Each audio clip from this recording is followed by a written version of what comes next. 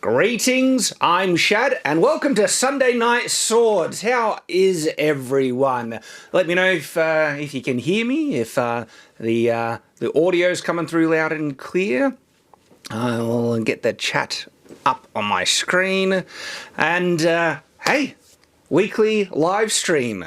People saying, hello, how are you guys? Good to see yous. So I got a D&D trailer ad on this. I think that's rather appropriate. I wonder what other people got. So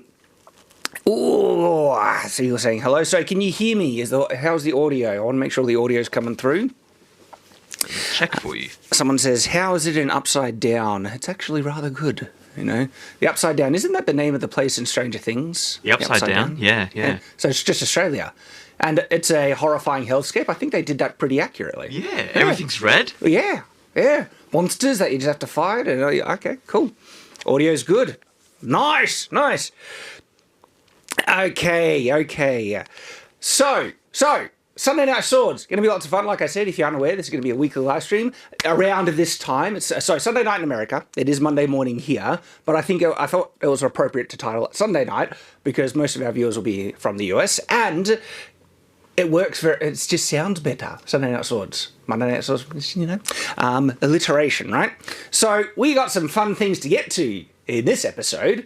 And as you might have noticed from the description of this, we'll be looking at a new trailer called Medieval, a film that is simply titled Medieval.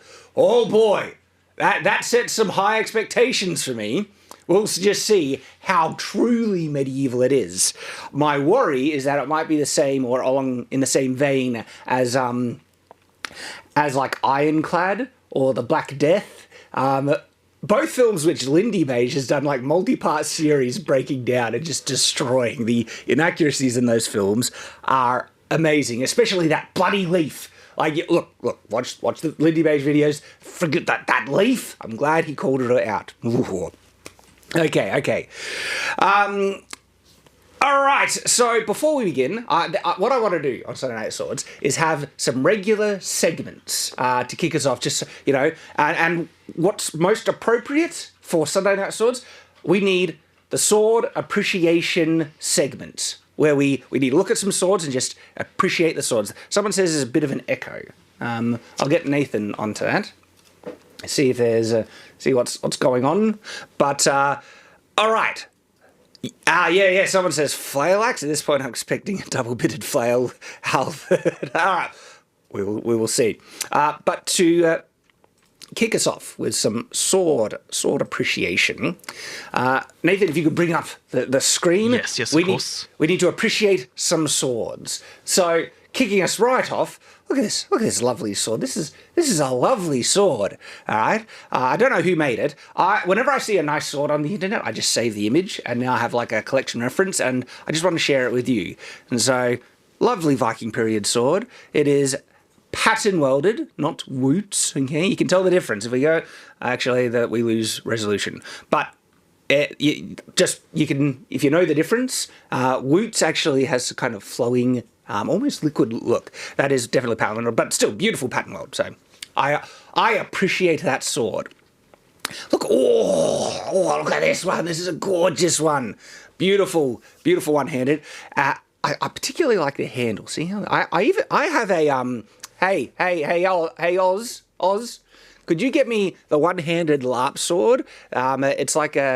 It's like a medieval European one. It's on the left-hand side. I have a LARP sword that actually looks very much like this sword because it's a gorgeous one. No, not that one. It's a LARP one. You'll find it eventually. I believe in you. But the handle is what I love about this, and the cross guard. I love the blade profile. Not that one. And look, it's just a lovely scabbard. I'll get to showing. Keep looking, Oz. So this one, all right. I have reasons why this one's here, okay? This is Mall Ninja, epic Mall Ninja. Like, this is like quintessential classic, like Mall Ninja stuff. Why do I have a picture of this? I used to own this sword back in my Mall Ninja days. I was like, it's really cool sci-fi. If you would just remove the handle. No, not that one. It's got like a brown grip, okay, with goldish kind of cross-guard and pummel. I've got 2 of them. That'll be buried there somewhere. If you just take the handle, this would be like a lightsaber, okay? And it came quite sharp when I first bought this. And so I went outside and just chop up some branches from some trees because it's so sharp. And I was doing the whole, nerdy thing. And then I discovered it was like, oh, this is really poorly made because the handle... Yes! Oz! You found it, Oz! Well done, Oz! Check it out. I like this one. I forget who makes this one. Is it Epic or something? Let me know in the chat if you know. But this is... same thing attracted to me. I love the handle profile of this thing.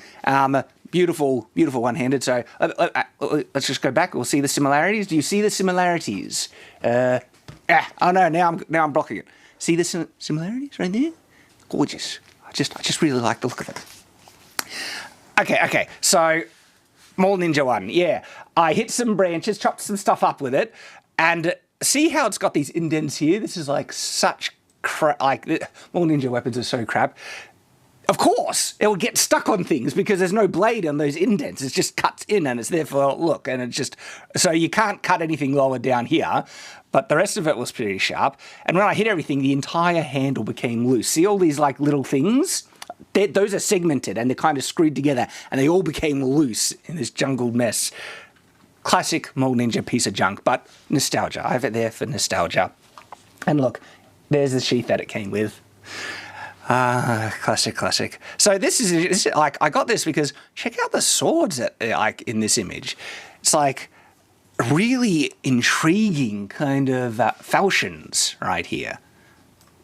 So generally this would be called a clipped point, and it goes back, but then it's like got another clip and it's got 2 spikes on the end. Really interesting and cool. I want to see what some of the chat is saying. No. The cutouts also make the blade more likely to break. Yeah. I need like a separate screen now. I think that's what we're gonna set up so I have a separate screen and just have chat right there. So I'll never miss you guys because I want to see what some of the reactions are while I'm looking at these swords in the sword appreciation now. But Nathan, you have to share the highlights with me. Okay. So you might recognise this. I think this is a fantasy sword. Yeah, look, I appreciate all swords. I can appreciate Mole Ninja swords for how crap they are, but I can also appreciate fantasy swords, as we see right here. So I think these are different versions of the Soul Blade, something, or Ghost Blade. It's a blade from the Dark Souls series, I believe. So yeah. Really cool. What I like about this one, right, is that it's a supersized sword, but the blade, except this middle one here, is kind of made out of magic energy, and so you could justify the weight issues because the blade is kind of weightless. And what's interesting, the weight of just how chunky these handles are would make it heavier than a regular sword anyway, so it'd still be a hefty thing, but all the weight would be down in the handle, right? And that means you'll get a lot of blade control if the blade is mostly weightless, which is actually a cool kind of concept and design. And look at that. So look at this. Look at this. This is where, when they wanted to add bling, this is the way they added bling. Look at this. Gorgeous, and like circle, gems. If you get really close, they've even got like little gems in with their shapes. And then this scabbard. So, if you want to do like a super fancy sword for something magical like Excalibur, take inspiration. That's how you do it. It's gorgeous.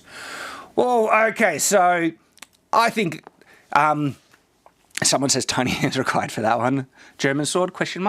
Well, it might be. Look at the sigil, the device on the pommel. Might actually be. So yeah, if we take that down. So now that's all right, sword appreciation segment. Now we need to do castle appreciation segment. Sunday Night Swords, look, castles are part of it. We've got to appreciate some castles. So gonna go and like I said, I just say like lots of castle references. And so we'll bring it up. And sometimes these are odd references, but this is a lovely picture of the backside of some crenellations. Look at the size of those crenellations. Oh, it's just some big crenellations. But the crenellations, like, so in case you don't know, the tooth part is a merlon and the gap is a crenelle. And you see what's cool about these, you actually see the arrow loop that's sometimes made as a part of the merlon. So you see the arrow loop there, and you see the size. Like, this is like above head height.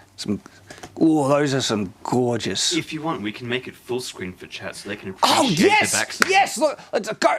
Like, get it big in their face. Look, get that big merlon right in your face, guys. Oh, look at that! Oh, big merlon. Okay, so this is a great image right here. This is an image of the White Tower of London. Now, some people might be confused because the White Tower, why is it called the White Tower? Well, it's because in the medieval times, it was white, all right? Whitewashed specifically. But what's great about this image, okay, is not only see the White Tower, but we see the fortifications around it, which were not whitewashed, which would, one, make it stand out even more, and is also an interesting point of reference to show that not every castle or castle-like structure was whitewashed, okay? Gives us a bit of a balance. What's chat saying there, Nathan? Someone asking if this is castle porn. Maybe. Just proclaiming that it's white. It's nice and white. Nice and white. You know what's also really cool about this image? You're going to learn so windows, remember? So a general rule of thumb about windows on castles, you don't have them facing the outside usually, but if you do, make them higher off ground to so they're harder to access. What we see here, look at these kind of Gothic windows on the outside, but they're much higher up, so it's harder to access, following the general rule of thumb. Yet, sometimes that rule was broken. We should never think that all these kind of standards in castle design and defense, everything, were universal and everyone followed them. Because if we go along here, look at these windows. They're much lower. Look, they're behind a battlement, so they're not completely just out in the open failure.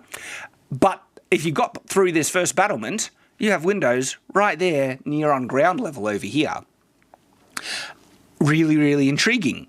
And then there are like heaps of windows facing the inside bailey. Look at these windows here. And Gothic windows on this gatehouse over here. And look, even windows as part of the kind of battlement layer. Like, gorgeous, gorgeous stuff. Oh, look, hey, we see the bridge. Is it that London Bridge? Or, but that's what it looked like. Look at all the structures atop the bridge on either side over here. This is a gorgeous piece of art that you can gain a lot of information from. Okay, so this one is part of research that I've been doing for Crusader Castles. This is actually a model of a Crusader Castle. I can't remember the name. It's Carrick Castle. So Carrick Castle, right? This is actually kind of like a model of it currently, or because it's in ruin. But if you've ever seen Kingdom of Heaven with Orlando Bloom, the guy with the kind of ginger beard, I forget his name. But he's like a bad guy in the film, is the Templar. They need to besiege Carrick Castle, and they just made this like kind of fantasy-esque castle where they could have looked like that's a real historical castle, and they could have looked to the real one, because there are some interesting things about Carrick Castle. And so I have a video that I've been doing research for it. But my sister and brother-in-law are world travellers, and they actually travel to Carrick Castle to show us real, actual footage from the place as reference points to the video I want to do on Crusader Castles about the design methodology of Crusader Castles, because there's some really, really interesting stuff. Video, it's in the works, hang tight, but that's why this image is there. So sometimes I get just interesting images. Okay, like, why do I have this? This is actually part of the foundation of a Japanese castle. And what's really interesting about that is just how nicely these stones fit together. They didn't use mortar in their castle. So this is the foundation. And it's really, really intriguing just how they did the stonework like that. They didn't make the primary part of the building out of stone. They were made out of wood. And one of the big issues is the amount of earthquakes they had in Japan. So making their entire castles out of stone, especially because they didn't use mortar, would not handle earthquakes very well at all. But they got really, really good at building things out of timber. And conversely, in Europe, we got really, really good out of building things from stone. Our stone masonry technology for the period became really complex. Japan's technology in carpentry and woodworking, because they built a lot of their buildings without nails, because iron was far more scarce, and so the joinery work that they developed was really sophisticated and complex, and people often praise Japan for having greater timber carpentry technology, which is true, because that's what they mainly want to work with. But you need what's interesting is Europe, their masonry work and technology in Europe outstripped Japan by a mile, because that's what we worked with a lot. Really, really interesting stuff. So I don't know why this is in here. I don't know, it's a sky thing. But hey, there we go. There's a Japanese castle on top of that's kind of the same type of stone foundation. Some really interesting things about Japanese castles. Something that I'll point out here, okay? This is where we see some kind of convergence or similarities in Japanese castle design. You might be thinking, where's the defences? Have a look down here. Do you see this part right here? Do you know what that is essentially? It's essentially a matriculation, guys. That is a type of matriculation. It's overhanging the stonework beneath, so they can shoot down anyone who's trying to climb up that part of the wall. Really, really cool. And okay, we'll end off on this. This is really cool. This one. This is called a broch.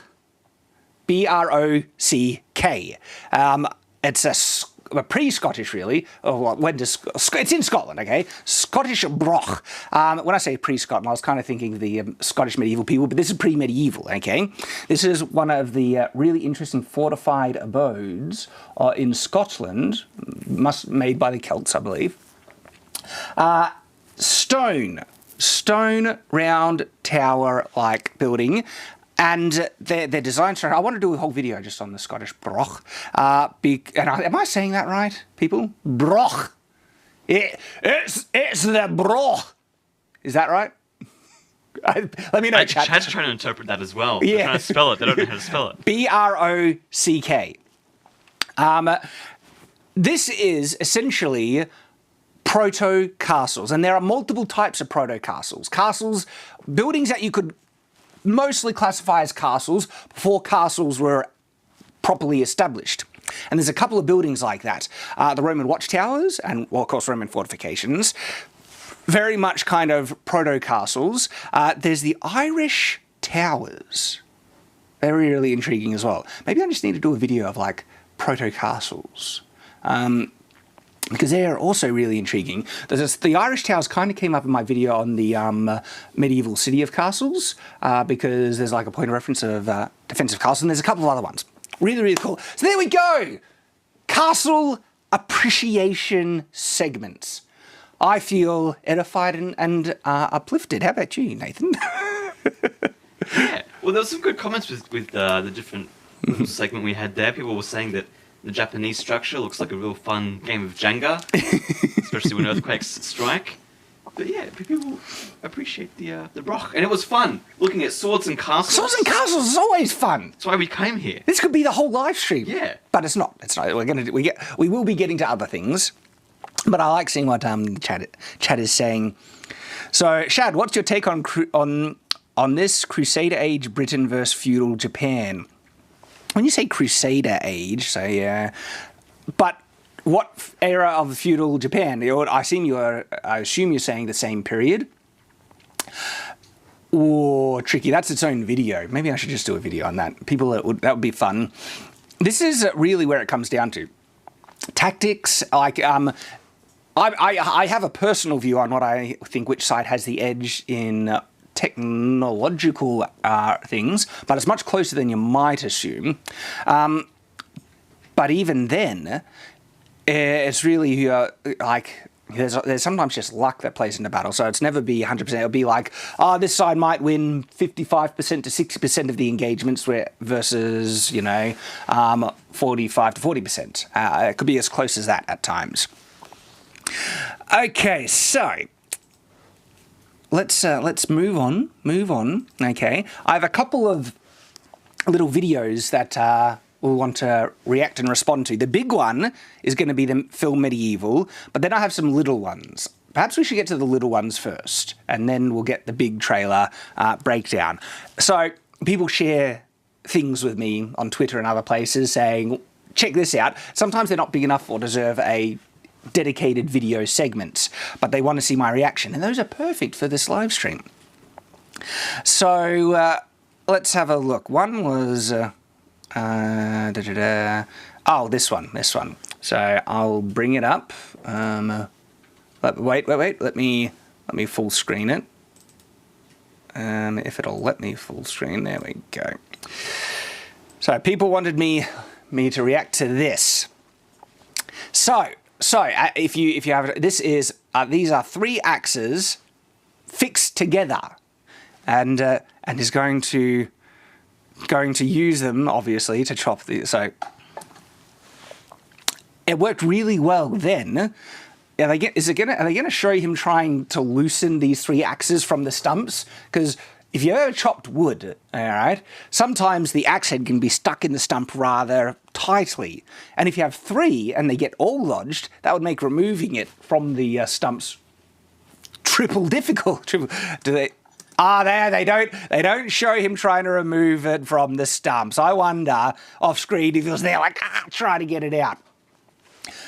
That's the main reason why that'd be impractical. Then having to line up everything, make sure, because if it's just a single axe, you just put it there and you can aim as you chop down with the axe with 3 fixed in it. And yes, I'm going to overanalyze this thing. That's why people ask me to react to it. My over-analytical blah, blah, blah, blah, blah stuff is that if you try and re-aim one axe to a log, you then reposition the other 2, and if they were in position, now they're off position, off center, and so you have to align the wood that you're chopping perfectly, otherwise you're screwed.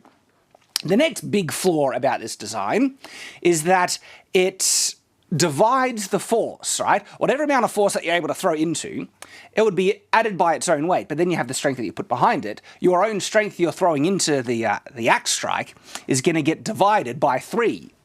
It's diluted. Whereas if you put that same amount of striking force into one axe, well, it's all into one thing and it'll chop much better. And so this would not be a great chopper. If you got like some dense beats of wood, what are you smiling at there, Nathan? Chad has some great puns here. I've got to admit. All right, share. But one guy's like, "Why would you need that? I'm stumped."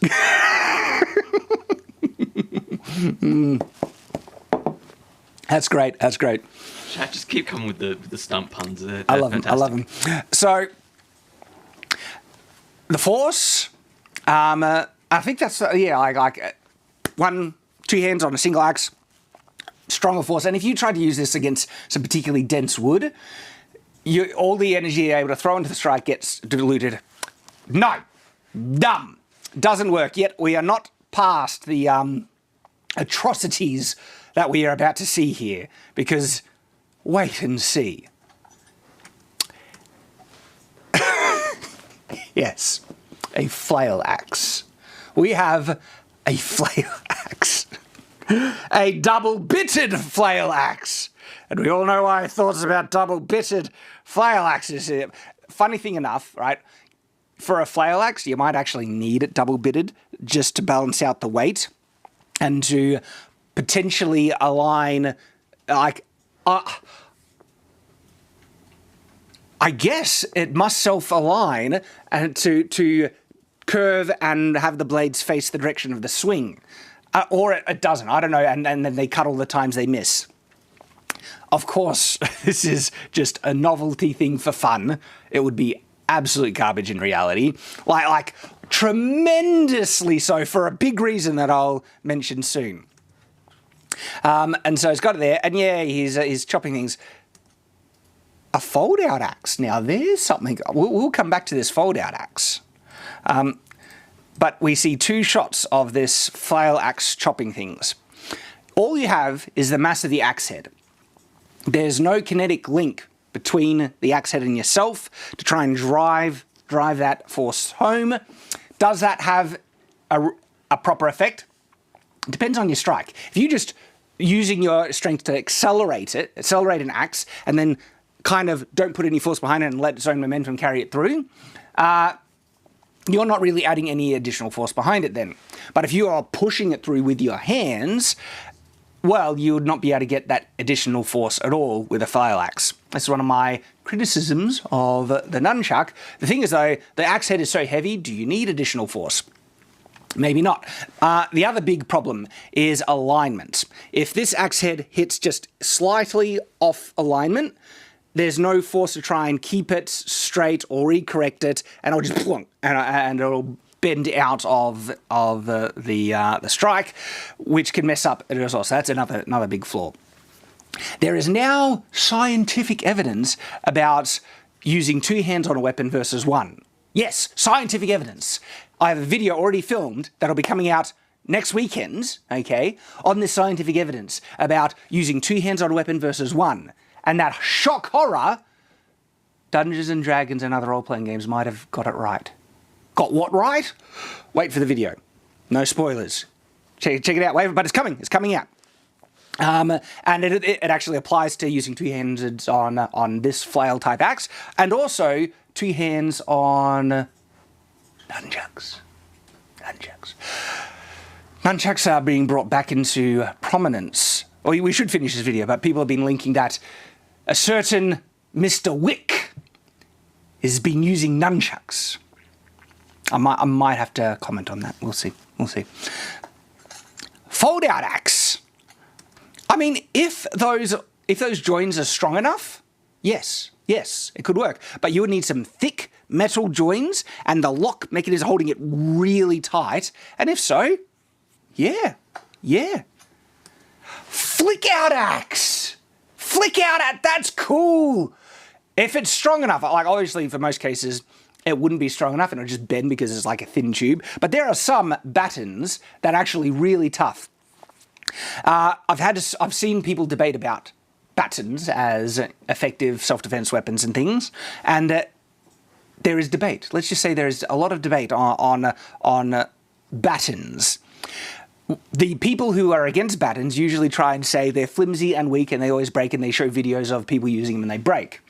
And then they try to say, see, they're all weak. And it's like, cherry pick the reference and evidence, will ya?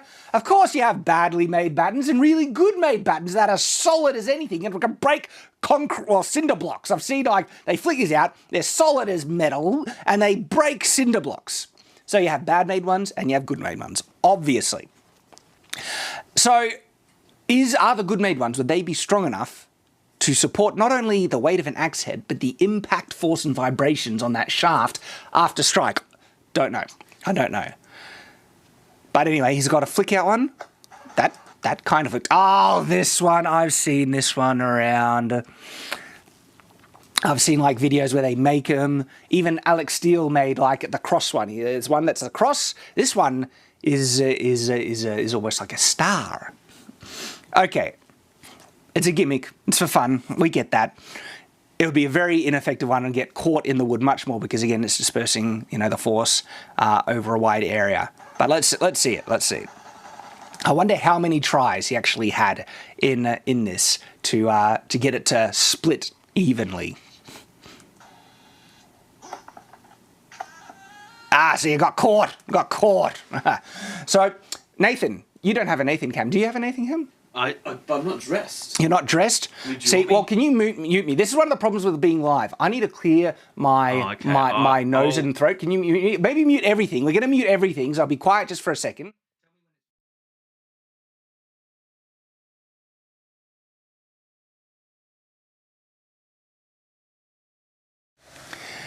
So I get congested easily because of sleep apnea, but also I have sleep apnea because the areas get blocked. I had surgeries to clear them up, but the nasal one is going to be one that has to be repeated because they get blocked again, just scar tissue and other crap. And so, anyway, now I'm clear. So, sorry if there's a bit more, I guess, sound effects from my mouth and other things. I can't cut them. It's live. I just got to live with it. In regular videos, of course, I cut all of that. All right, so screen down. I want to go back to chat, see how chat are going.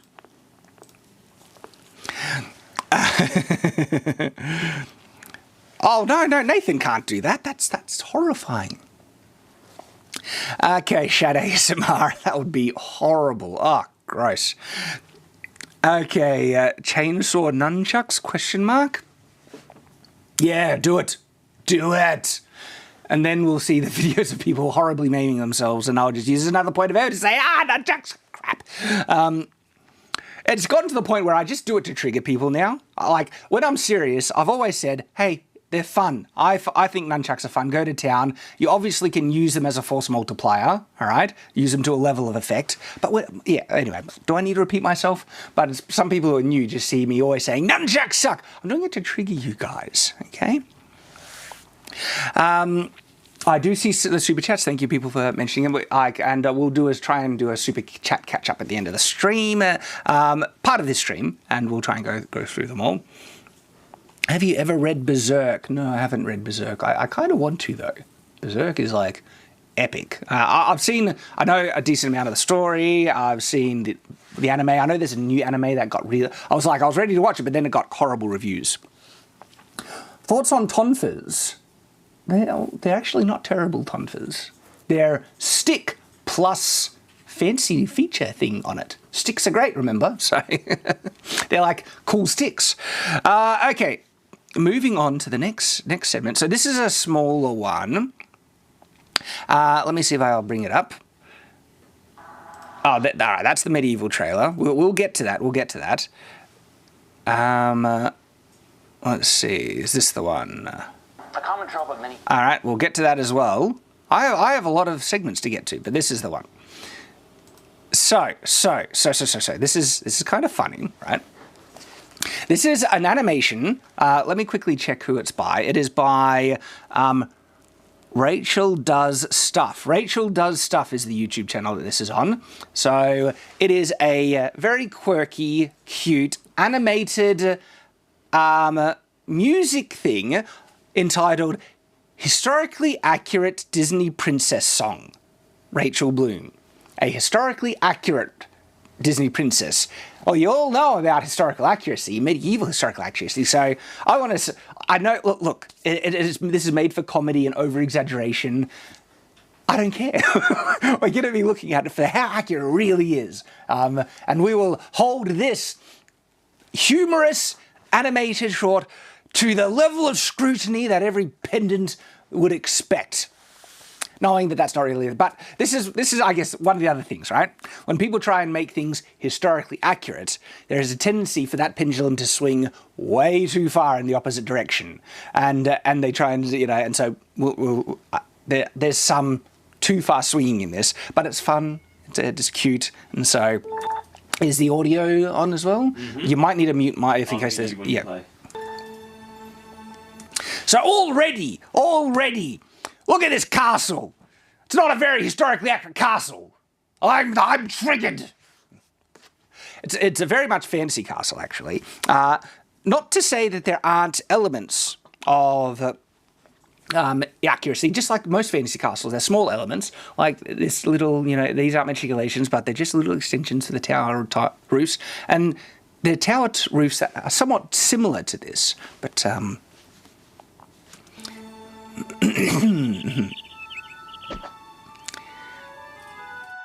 okay, so again, I'm going to pause it a lot even when I don't really need to, but I guess this is a YouTuber, so that should be fine. Like, shout out, go check them out if you haven't seen them, okay? Watch the whole thing in full.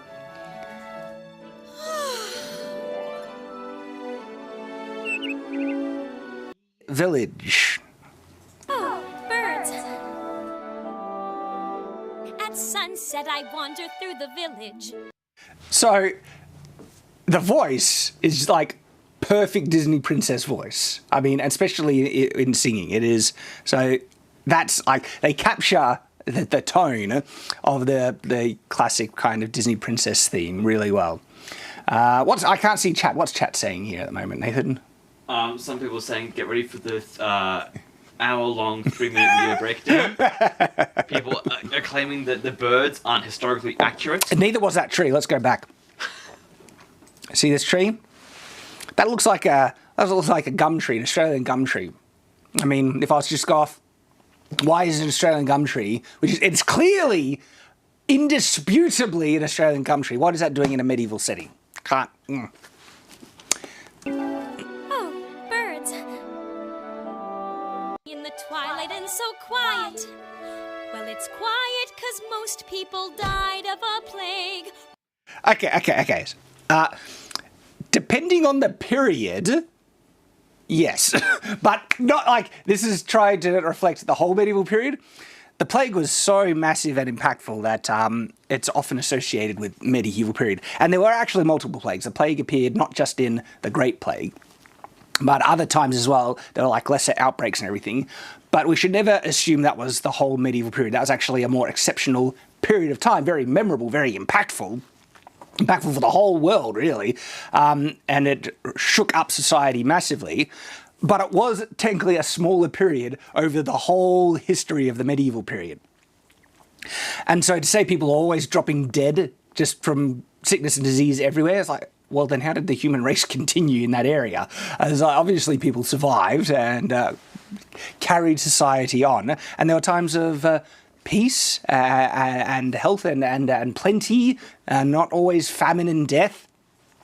And so this is where the opposite pendulum thing that we see a lot, where people want to depict the medieval times as dark and grey and dirty, and everyone was dying and it was plague-ridden, famine-full, and everyone was uneducated and couldn't read and all that stuff. You know all that.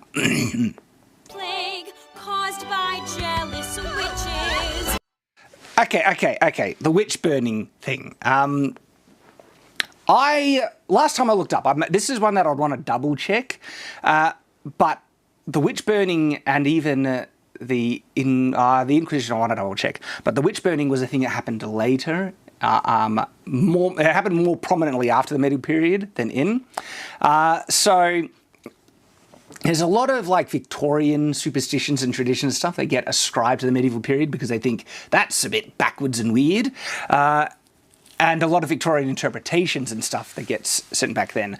And so I should probably, I don't want to say speak too authoritatively on this because I haven't done pre-research, but it might be a topic that I would want to do, and then I'd, deep dive on the research, get all the references and be able to say, all right, no, this is it. But from the cursory kind of information that I found throughout the years, from memory, this was actually not as common in the medieval period, but often is overly ascribed to be. Take that with a grain of salt. I'd want to double check myself on it as well. Okay, throwing out pee from a... What are you, chicken, Nathan? I've been told by the wife to fix the focus. Oh, yes. Yes. Ready? Let's get me in focus. Ready? Am I focused? That's a bit better. I can't tell, but... How's this? Oh, that's looking all right. Okay. Is that better, guys? Thank you, my lovely wife, being on top of all that. So, dropping feces, pee, and stuff outside windows on people's heads, that was something that happened, but again, people ascribe it way too broadly. Oftentimes, this comes from accounts of London specifically. And then if outside of London, cities that did not have appropriate or good plumbing, and sewers built. Excuse me. So it didn't actually happen. And look, there probably were exceptions where it happened occasionally, but for the broader sense, it didn't happen in most other areas, even in other cities. There were laws against it. And so a couple of things we can gain from the fact that there were laws against it. I even have a quote. Where does this come up? I think this comes up in my video, my first medieval misconception video. I talk about this. But there's a quote from a king that is talking about, instituting a law to prevent it. And I was talking about London specifically. So London has a bad reputation because historical evidence indicates that they did it a lot. So, and if there was a law against it, that goes to show that people were doing it, but it also means they weren't oblivious to how gross it was, and they tried to people to stop it and put a law against it, okay? So, it's not like people were just always okay with smelling crap and pee everywhere. Lots of people found it gross and they tried to stop it, and in many areas, people didn't do it. So again, if they apply that broadly over everything, it paints a very gross and inaccurate picture of the medieval period. And one of the reasons why it was done in cities and stuff, because it was hard to, people, one, were lazy, and if they did try and remove it, they'll throw it into the river, you know, the Thames, isn't it? What a gross, polluted river that thing became. And then there were also, like, you know, people who were paid to remove it all and stuff. But there were streets literally named like SHIT Street in the medieval period because it was just caked with that. Like the residents of this particular street just did it, which also means you probably had streets that were just gross, feces-ridden, and other streets where people took a bit of pride and effort, and it wasn't caked in crap. All right, we'll continue. The village, and I think that my life is missing something dear. As I stop to rest and cough up blood, I wonder, when will I find my prince? So, look, this is very, very charming, cute and funny and all those things. Coughing up blood, again, not everyone was that sick or horror, you know. Treating illnesses like that were difficult. I have a recent video on medieval medicine. Check it out. I always point there, but I can't link it now because I'll usually do this in recording and then we'd link it or put a video picture or something like that. But pointing metaphorically at if this is on YouTube, it'll be, maybe won't be recommended, but it's in the video list and it's only about 2 weeks on now. Medieval medicine, a lot of misconceptions about it.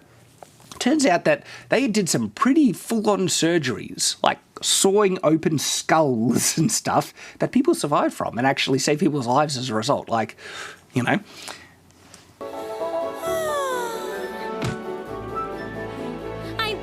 So, again, this is something that when I see it, I instantly start to wonder, okay, where's the context of this? Because I see it a lot, you know, people in the stocks, in the public square, and they get vegetables thrown at them, and it's like, why would they throw away fresh food unless it was rotten food?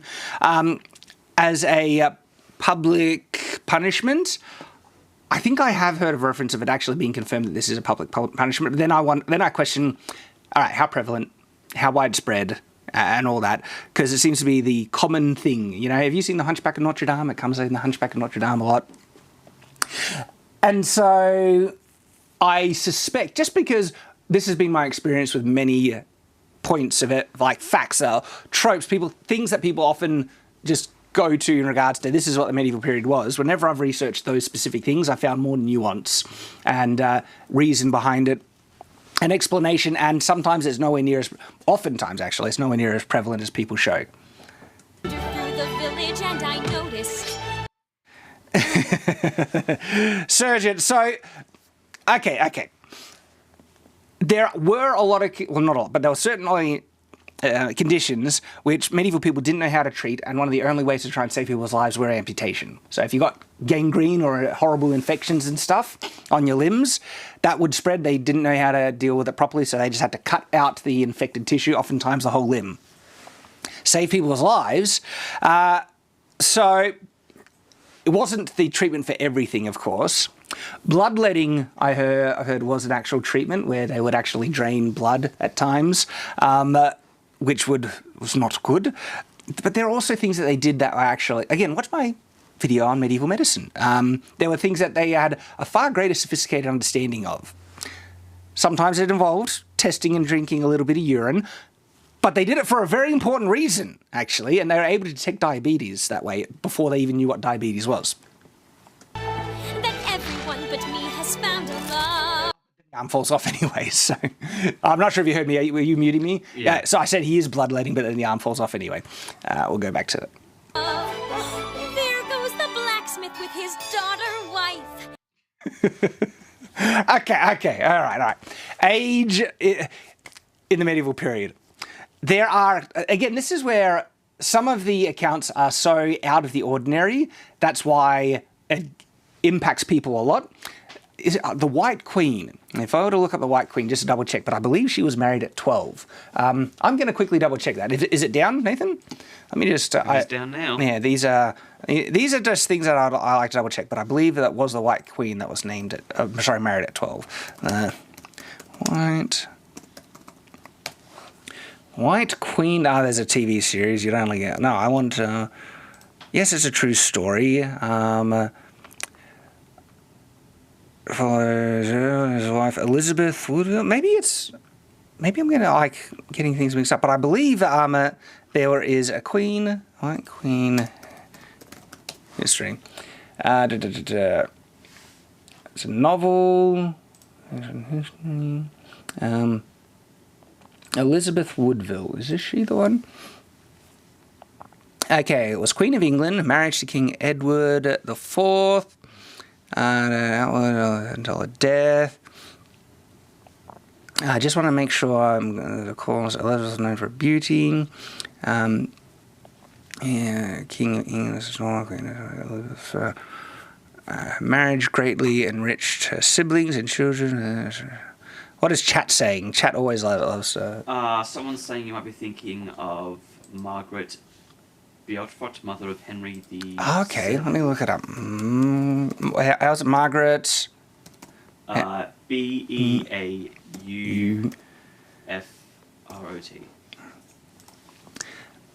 Okay. Because I know there was one that was married at like 12. And so let's double check and... okay.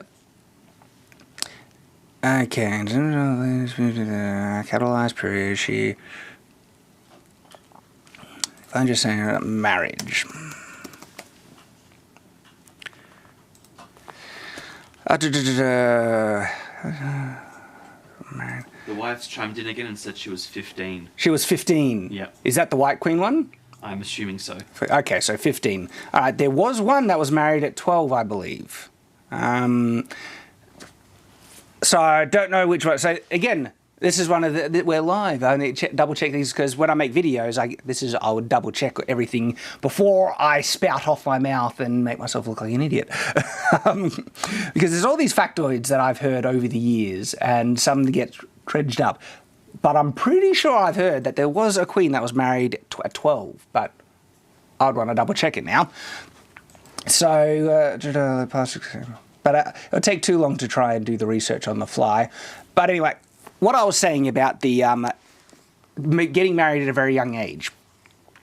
14 to 16 seemed to be more common, but as to how common, it seems the young marriages were a bit more of an exception to the norm. The norm seemed to be getting married at the more standard ages, which is like 18 years and above, even in the medieval times. So the ones where women were married particularly younger, less common, did happen, lots of historical references, but then people hear that and they think every woman was getting married at a really, really young age. It's like, no, not as much as you think, actually. Okay, so we'll go back to the video. Let's see. Oh, it's in this one, that's right.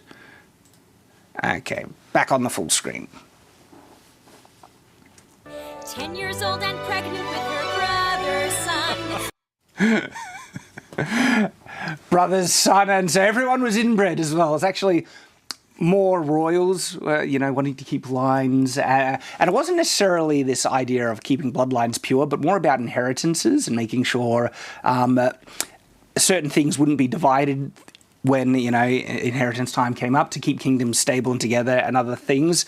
As to how common it was outside of that, I suspect it's, again, more exceptional, a greater rarity.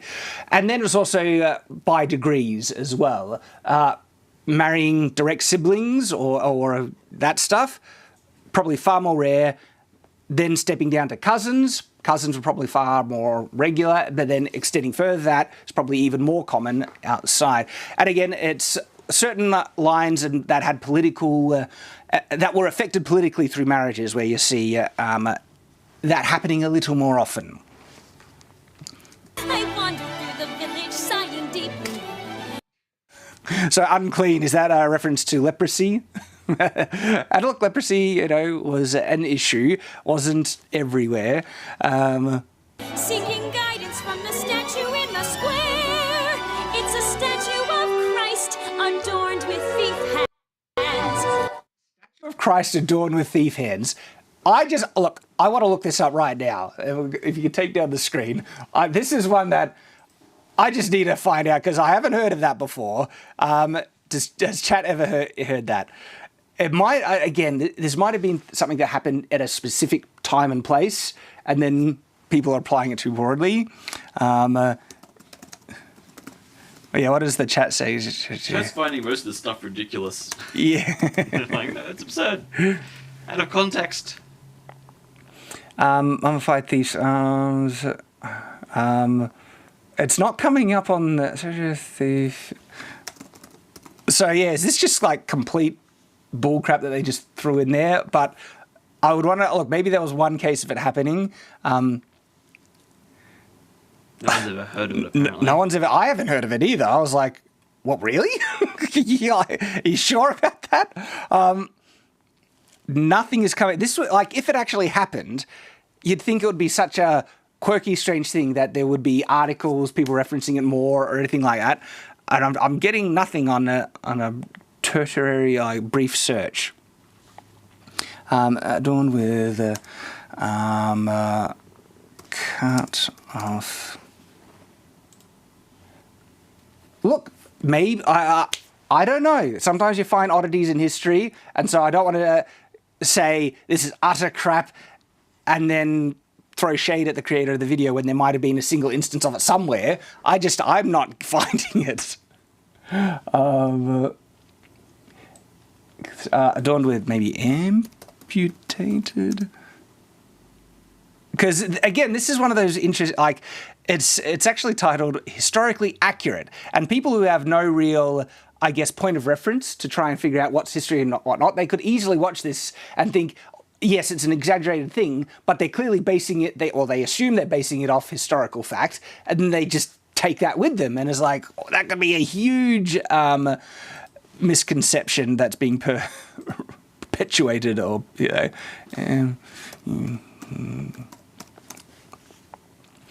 I'm getting nothing. I'm getting zip and zitch looking this up. Maybe instead of statue of Jesus, I'm just saying like hanging amputated thief hands / medieval.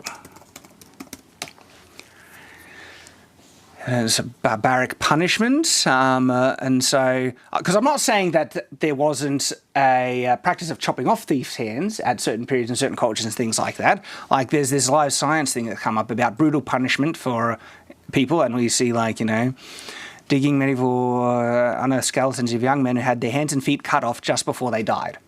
So we've found archaeological evidence of people having this was hands and feet cut off right before their execution. Replaced his amputated hand with something else. But I'm getting nothing about hanging amputated hands off of stuff, like utterly nothing. And so a lot of my audience, I think, would be obviously well aware to take like a comedic, satirical kind of thing like this with a grain of salt and not trust anything in it. But a lot of normal people don't. And this is where a lot of myths get perpetuated. Because they just see it associated with medieval times enough. They just think, that's obviously based off history, like studded leather, It's in medieval related stuff.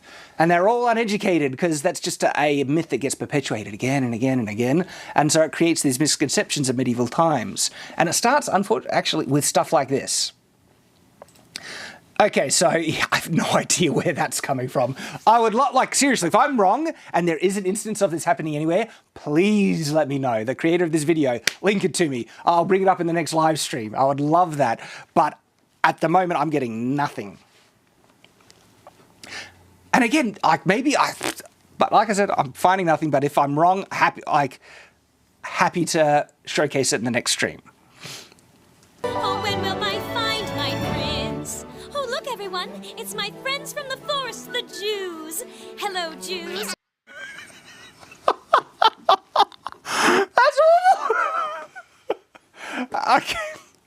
So, but this is actually a thing. There was anti-Semitism in medieval times. It arose, and sometimes there wasn't. I think it's brought like flat everywhere. Is wrong that it was everywhere, but it did actually happen. What's the chat saying? Chat has exploded. Everyone's like, huh, wait, what? Did I hear that right? There was anti-Semitism. And sometimes it came from frustration from Christians who wanted to convert Jews, and they're very traditional people and they believe in their religion. They got nowhere with them. And Martin Luther, okay, he actually wrote. So Martin Luther, this is the Martin Luther who started, a large Protestant movement in medieval times. He wrote some scathing things about Jewish people that gave certain inspiration to a gentleman from Germany with a funny moustache, okay?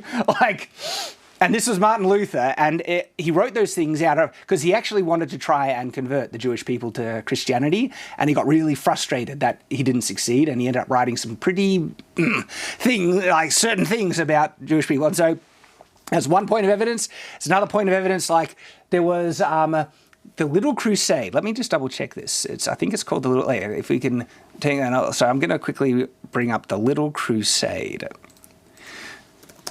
Little Crusade. Children's Crusade. The Children's Crusade was a group of people that kind of jumped the gun and went off a crusading before the main first crusade. They got so ready to go, and I was led by this this kind of this guy that was a bit of a, so it's European Christians, traditional accounts, modern accounts. So Nicholas of Cologne from Germany, the first movement Nicholas, a shepherd from the Rhineland in Germany, tried to lead a group across the Alps and into Italy in the early spring of 1212. Nicholas said that the sea would dry up before them and allow his followers to cross into the Holy Land. Rather than intending to fight the Saracens, he said that the Muslim kingdoms would be defeated when their citizens converted to Catholicism. So I'm reading through this, right? Let me just quickly do a find thing. Okay, maybe it wasn't the Children's Crusade because I was watching a documentary on the Crusades and I actually mentioned that there was a group, and it might not have been the Children's Crusade, but there was a group of people that actually attacked like a village that was mostly, had Jewish people in there and just... and it turned out most of them were actually Christians as well. It's like that was a misfire, to say the least. But just cases of anti-Semitism in the medieval period. It was certainly present. Wasn't everywhere, okay? Because people obviously, Jewish people were in the medieval period, and oftentimes they did live in peace and harmony and all that stuff. But this one isn't coming out of like nowhere. this trope or joke, okay? I never did ask you. Why do you live in the forest? Oh, I see. To hide from people trying to kill you. Well, that's very resourceful, my piggy little friends. Tell me, have you ever had a dream that you thought wouldn't come true? Oh, I see. Your dream is that people won't want to kill you. Well, that's definitely a dream that won't come true. Oh, some dark humor, okay? It's funny. It's a joke, people. It's not a dog whistle or anything like that, and it's actually pointing at something that there were cases of it. Wasn't everywhere, but there were cases of it in medieval times. Well, goodbye, Jews.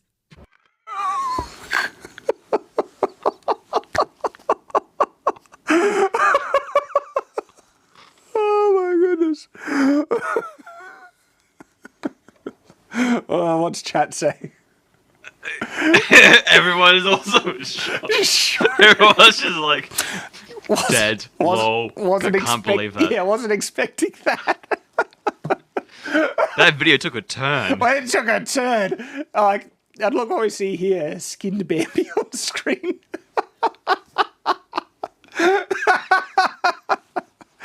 Oh my goodness. Oh, if I found my prince. Ye special raccoon of unusual intelligence eats his brain and gain with a wisdom. Acceptable meats, it says. We'd have a wedding elegant and rare. So hang on. If you go back, see the guy with the chain? You could barely see it. It says, ye wife. Let me... So, all right, do you see this? Yeah, ye wife in chains to the man. This is more of a misconception, okay? Like, abuse, like marital abuse happens in the modern day. It happens back then, of course, and it happened both ways. And so to say that, men never suffered marital abuse is a lie. The thing is, though, in medieval times and other times, men were ostracized more if they were victims of it, even socially ostracized. And in the reverse, there were public laws against it. It was never accepted, okay? To say that it was okay for a man to beat his wife, there were public laws against it. One of the references I read was in late medieval Germany, because I was looking up the laws in which, because it was actually a legal requirement in certain cities to own weapons and to wear and carry swords, which I thought was awesome. And then I was looking up the conditions in which penalised, and one of the penalties in which revoked your privilege right to bear arms in the city was for wife beating. If you beat your wife, penalties. And so society obviously was against it in many instances, most instances in fact by the look of it, and to say, just assume that it was accepted to just mistreat your spouse. No, in actual fact, the more time, the instances of when spousal abuse was actually accepted and brushed off was when it was the wife abusing the husband. So it's not to say it wasn't a patriarchal society, which it was, and where men took the lead, and there weren't interesting things like. So I was reading. This was one of the medieval writings on chivalry. I think this one was by Chrétien de Troyes, and it's about chivalry. And the way he writes about women is interesting, okay? There was, of course, sexist things that existed in the past. It's not to say it always went one way, all right? There are sexist things in society that went the other way, like there's this disposability of men and how often they died and all that stuff, and how expected it was, many instances of that in history. But of course, you see very clear signs of sexism, and in this writing, it just flat out starts to speak about how women are inferior to men, and it's in one of the writings of chivalry. And if it wasn't Chrétien de Troyes, it was one of the other ones, Raymond Lull. It was either Chrétien de Troyes or Raymond Lull. But yeah, I was just wanting to research chivalry, and it goes on to. But what's it? So okay. This came. You need to understand it from their perspective. The reason why he started to talk about gender dynamics, essentially, in this chivalric writing, was actually an injunction on men to have greater responsibility. And he was like, as I was framing it in a bad way, saying women are inferior. And then he'll say, but because men are, stronger and all that stuff, there is a greater expectation on them to act chivalrous and all these other things. So it's interesting to just see what the mindset was back then. Anyway, that took us places. Also, Chap pointed out there's a raccoon. There's a raccoon. Is there a raccoon? That's not historically accurate at all. Raccoons are native to the Americas. Oh, yeah. Oh. Thank you, chat. All right, continuing. We dine on kidney cream and horse vagina.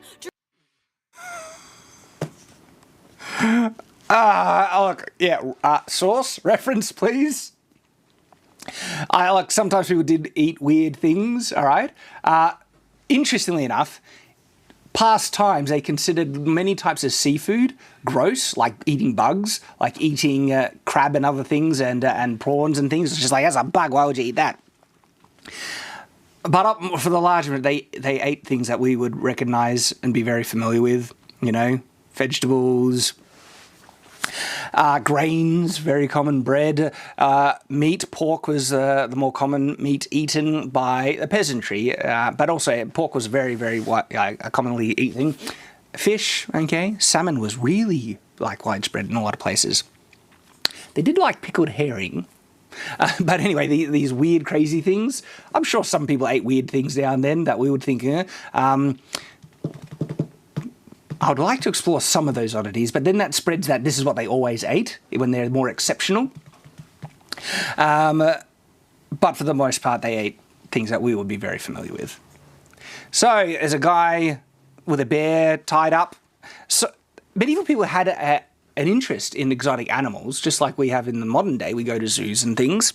And so there are cases of kings owning certain exotic animals. There's a reason why the lion became, the device, the sigil of English royalty, and it ended up being 3 lions. And so they liked having, and so at one point they even had lions.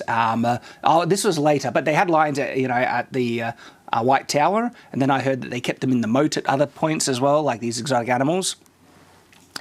Exceptional. The rich people, the kings more specifically, were the ones that would get their hands on these exotic animals.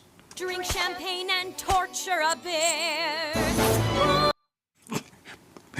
Oh, if I found my prince, the castle would be more throwing crap and urine out the window. We've addressed that. filled with love and laughter. And you'd fill me with it. Dancing,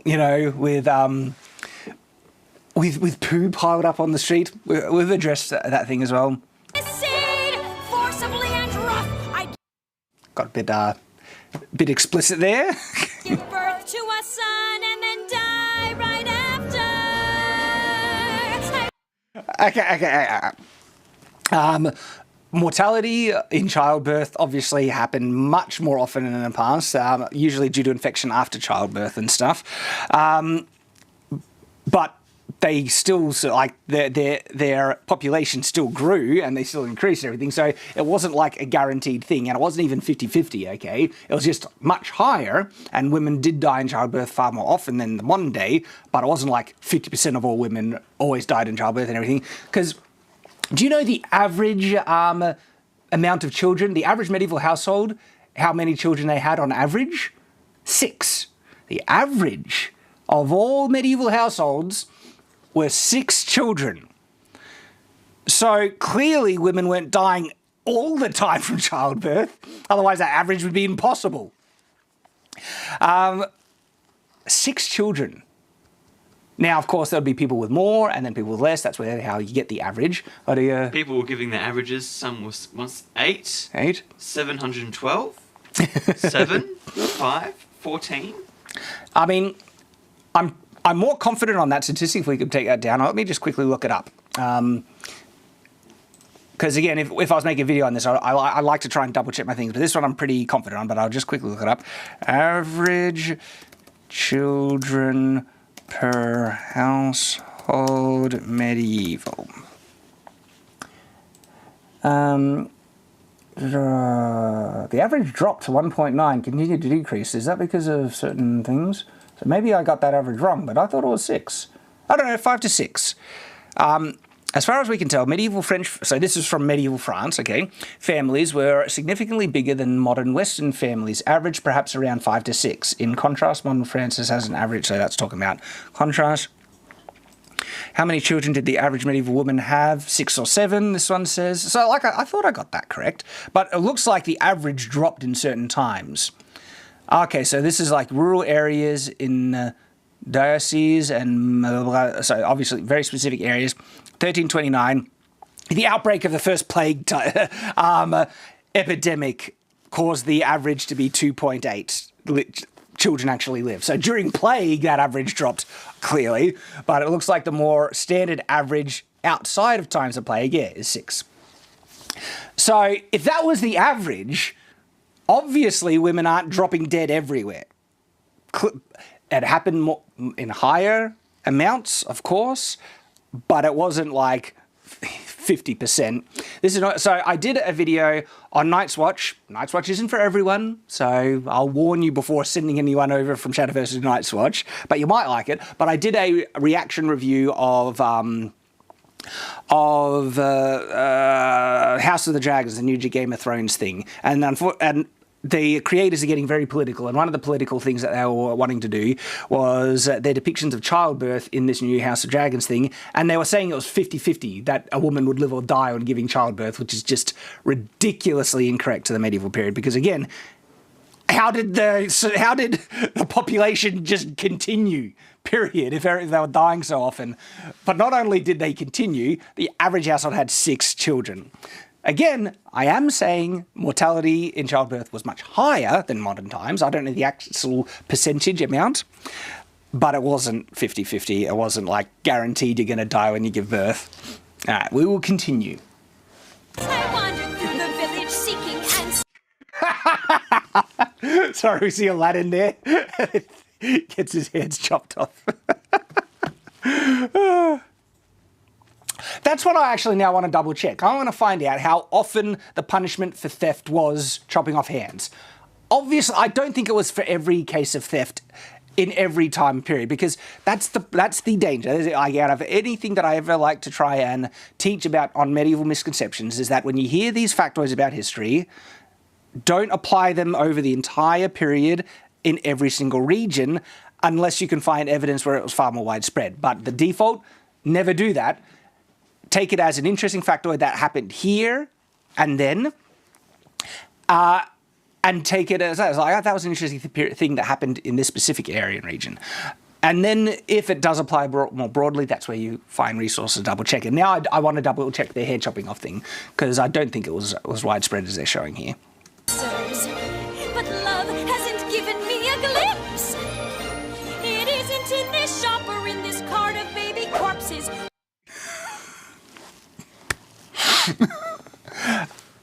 Infant mortality was very high. Very, very high. As to how high, this is where the statistic of the average lifespan of the medieval person gets skewed in misconceptions, where they say the average life expectancy was like 30 years old or something, 20 to 30 or something like that. Most people died. No. The reason why the average ends up being that is because of the high rate of child mortality. If you survived, infancy and the time of being a child, oftentimes you'll live to about 70 years old, all right? And so we see depictions of the elderly did exist in the medieval period, all right? And so to say no one lived to 70 years old is wrong. Again, the thing that brings down that average is the higher rate of infant mortality and dying when you're younger. As to the percentage and amounts, I'd want to look that up. Of course, this is an exaggerated thing where it's like a full carton full of dead babies. The scary thing, right? One of my children most likely would have died after birth if we didn't have modern technology to look after him. She had trouble breathing. She was born, this is obviously my daughter, she was born with fluid in the lungs and couldn't breathe on herself, and she had to be put in an incubator and stuff like that. It was, it was, being a father watching that is a nightmare, by the way. And yeah, without modern technology, most likely my daughter would have died. Horrifying stuff. And so that's an example of the things that can happen, and, infant mortality. Yeah. When will I find my prince? When hand Jesus? And Jesus thing. I'm just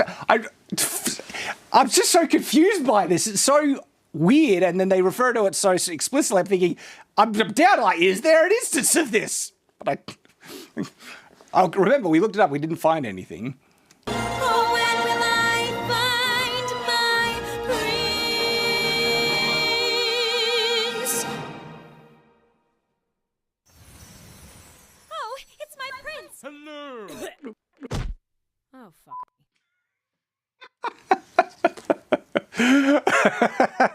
Okay. Dark humor, very humorous, over-exaggerated. I would not call this historically accurate. This is just inaccurate in the other direction in a very dark, comedic way. For humor, I know it does it on purpose, but there we go. So someone shared that with me on Twitter, and they wanted me to, share my thoughts. And there we go. Chat seems to be laughing. They found it.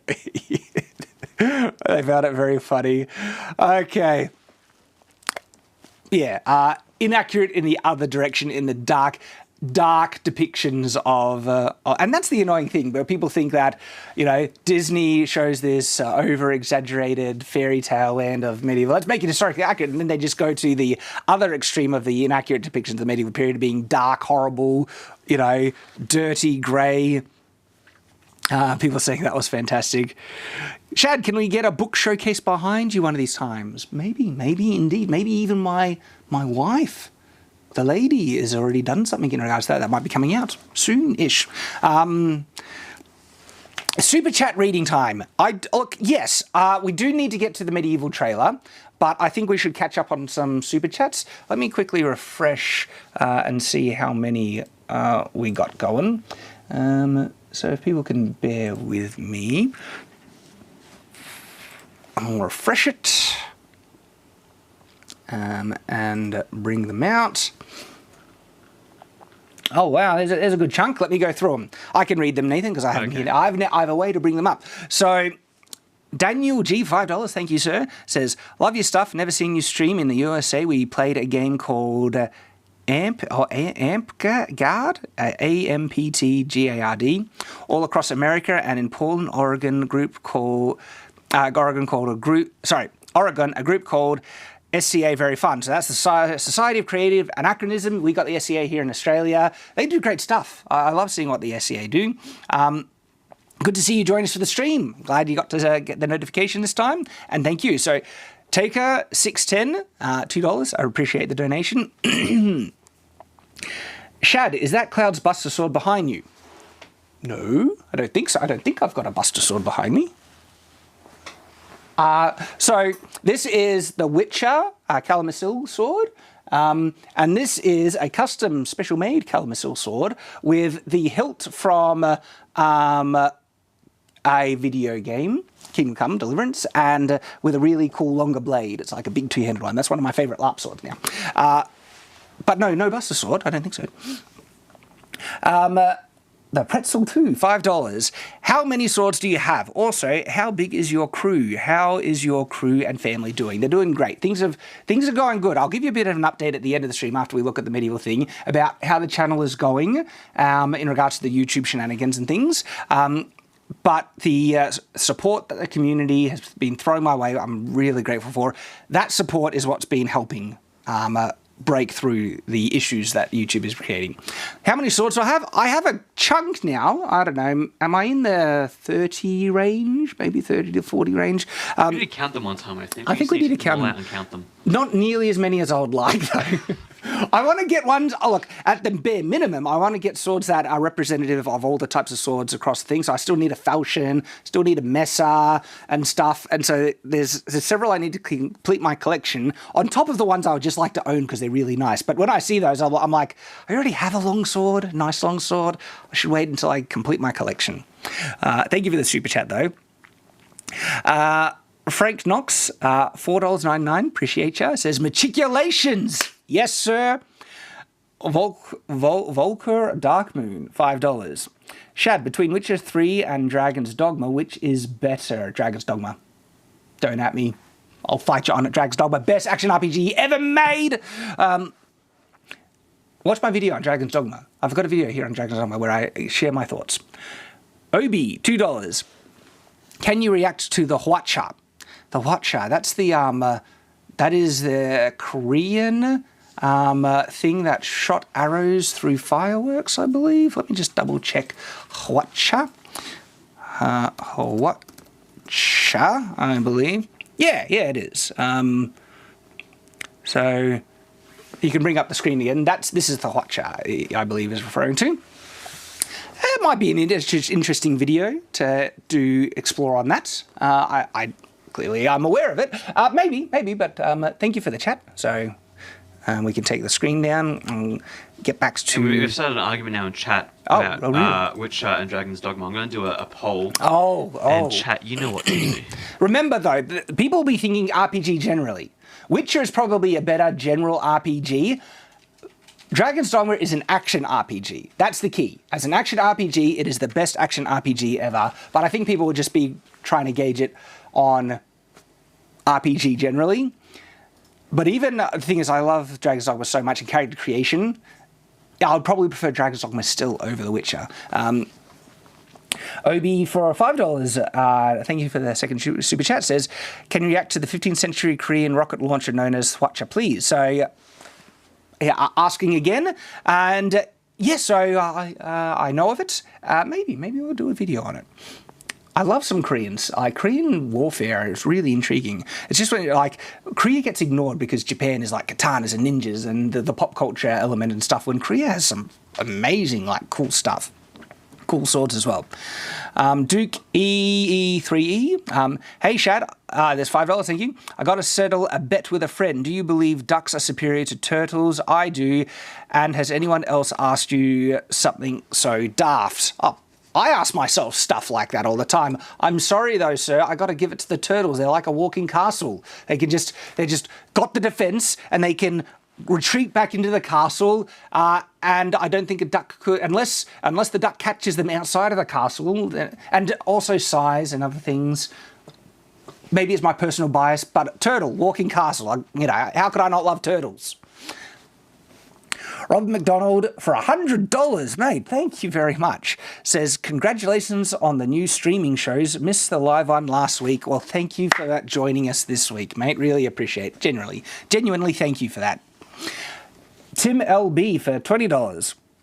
Regarding apnea, seems like another operation will make more scar tissue. I use two overlapping breathe right strips every night. It's been working for years, but only breathe right, not the knockoffs. I've tried them all. I've tried a lot of different things. I've tried things that, like put up the nose, keep open, other things, and at the moment I'm just needing to live with it. It's better than it used to be. It's not perfect and I still have issues, but the surgeries did do something. They did help. Excuse me. Ezra Folk for $5. Skull has an old FLAIL axe testing video, and it actually worked pretty well. Also, rewatch his double axe video for some reminders you've forgotten. Also, rewatch his double axe videos. I've watched them. His takeaway on his double axe videos was that sometimes the second axe head, it can be different sizes, and there's interesting cases from history and stuff like that. I was my video, you'll clearly see me talking about symmetrical ones. When you have a back axe head that's exactly the same as the front axe head, it's pretty redundant. You don't get a lot of advantages out of it. So I appreciate Skull's video, but my opinion in the context I was talking about is largely the same. But when it talks about having a different thing, even if it's a different axe head, well, I acknowledge that when you have something different on the back end, that increases the validity, but I went all the way to like a spike, something that really gives you more versatility. There's a good option. But thank you for the super chat, Ezra. I appreciate it. Rusty Shackleford for $5. Hey, man, thanks for doing this show. What a great way to end my weekend. May the force be with you, my friend. Thank you, mate. And I love them. These live streams are a heck of a lot of fun. So, weekly show, Sunday Night Swords. Book it in. Come join us every week. Thomas Hayden for $10. A tangent. What if Klingon weapon handles were made with just leather straps because it took in account most Klingons wear gloves? That could make up for their handle. Not sure. Check out my video because actually, I forget which video now, but in one of the more recent ones, I redesigned the bat'leth to make it far more functional, and it'd actually be a cool weapon. I would actually, if I saw that design I had, I was like, yeah, that has validity. William HM, $1, thank you, sir. He said $1.99 actually. What are those books on the shelves above the globe? So specifically above the globe, these ones, those are, well, most of them are leather-bound Brandon Sanderson. This is a leather-bound Eye of the World, Wheel of Time. Hard to get your hand on this one, but man, I love Wheel of Time. Love it. Got the leather-bound Eye of the World right there. And the other ones are Brandon Sanderson, and I love Brandon Sanderson. Love him as a person, love him as an author, and so there's Elantris, Mistborn, a whole first arc of Mistborn. We've got the Warbreaker one, Way of Kings, leather-bound. And then, of course, there's my novel right there. Look at Shadow of the Conqueror. And then Princess Bride is great. We've got the novel and leather. I love leather-bounds. Love them. You're smiling, Nathan. Were there some chats? No, I was just watching you nerd over books. Yeah. The Rookie Critic for $20. Thanks, mate. Like, genuinely, thanks. Your style of videos kick butt, man. Oh, thank you. Love the autopsies and the Night's Watch discussions over crap shows from your whole crew. I'm glad you appreciate it. We have fun on Night's Watch. We're critical. We wage a crusade. That's the whole theme of why we're knights and everything. Really, it's just to justify the knight, I said, because I like knights. But we get it applies appropriately with the crusades we wage against crap media, because, like, especially when I started to become learn more about writing, of course I became more of a critic because I could see more flaws in the media that was being spewed out. And so we call it out. Robert McDonald for $20 says, England expelled the Jewish population from 1290 to 1640-ish. Double check it. Sounds about right, but again, you'd want to double check it. But yeah, there are instances of anti-Semitism in the medieval period, quite starkly so in some cases. Okay. William H.M. for $1.99. Can we get a book showcase on the ones behind you? Yes, you can. Stay tuned. Robert McDonald for $10. Appreciate it, thank you. He says, Shad, streaming recommendations. Don't mess up the flow of the host narrative with looking stuff up. You should be tossing threat to your producers and let them chime in with the answers. Good idea. I'll pass it off to Nathan. Nathan, you can look stuff up for me. Thank you, Super Chat. Clifton 3D says, thank you for streaming. You are welcome. I'm really enjoying streaming. I'm glad you guys are liking it. Smiling even though I feel like crap. Oh, I hope you feel better. This helps my sleepless nights. Awesome. Glad we can help. All right, so I know more super chats have come in since then, but that brought me up to date to the point where I looked them up, because we have a trailer to get through still. The main event of this stream, you could say. The medieval trailer. Let me find that. That'll be in this browser, actually, because of the links.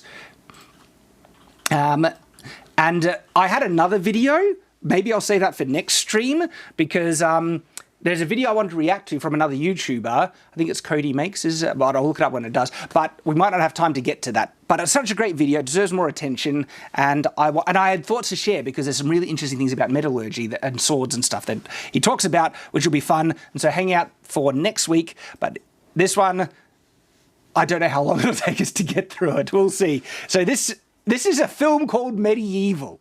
If you have the gall to call your film Medieval, you better bloody be accurate.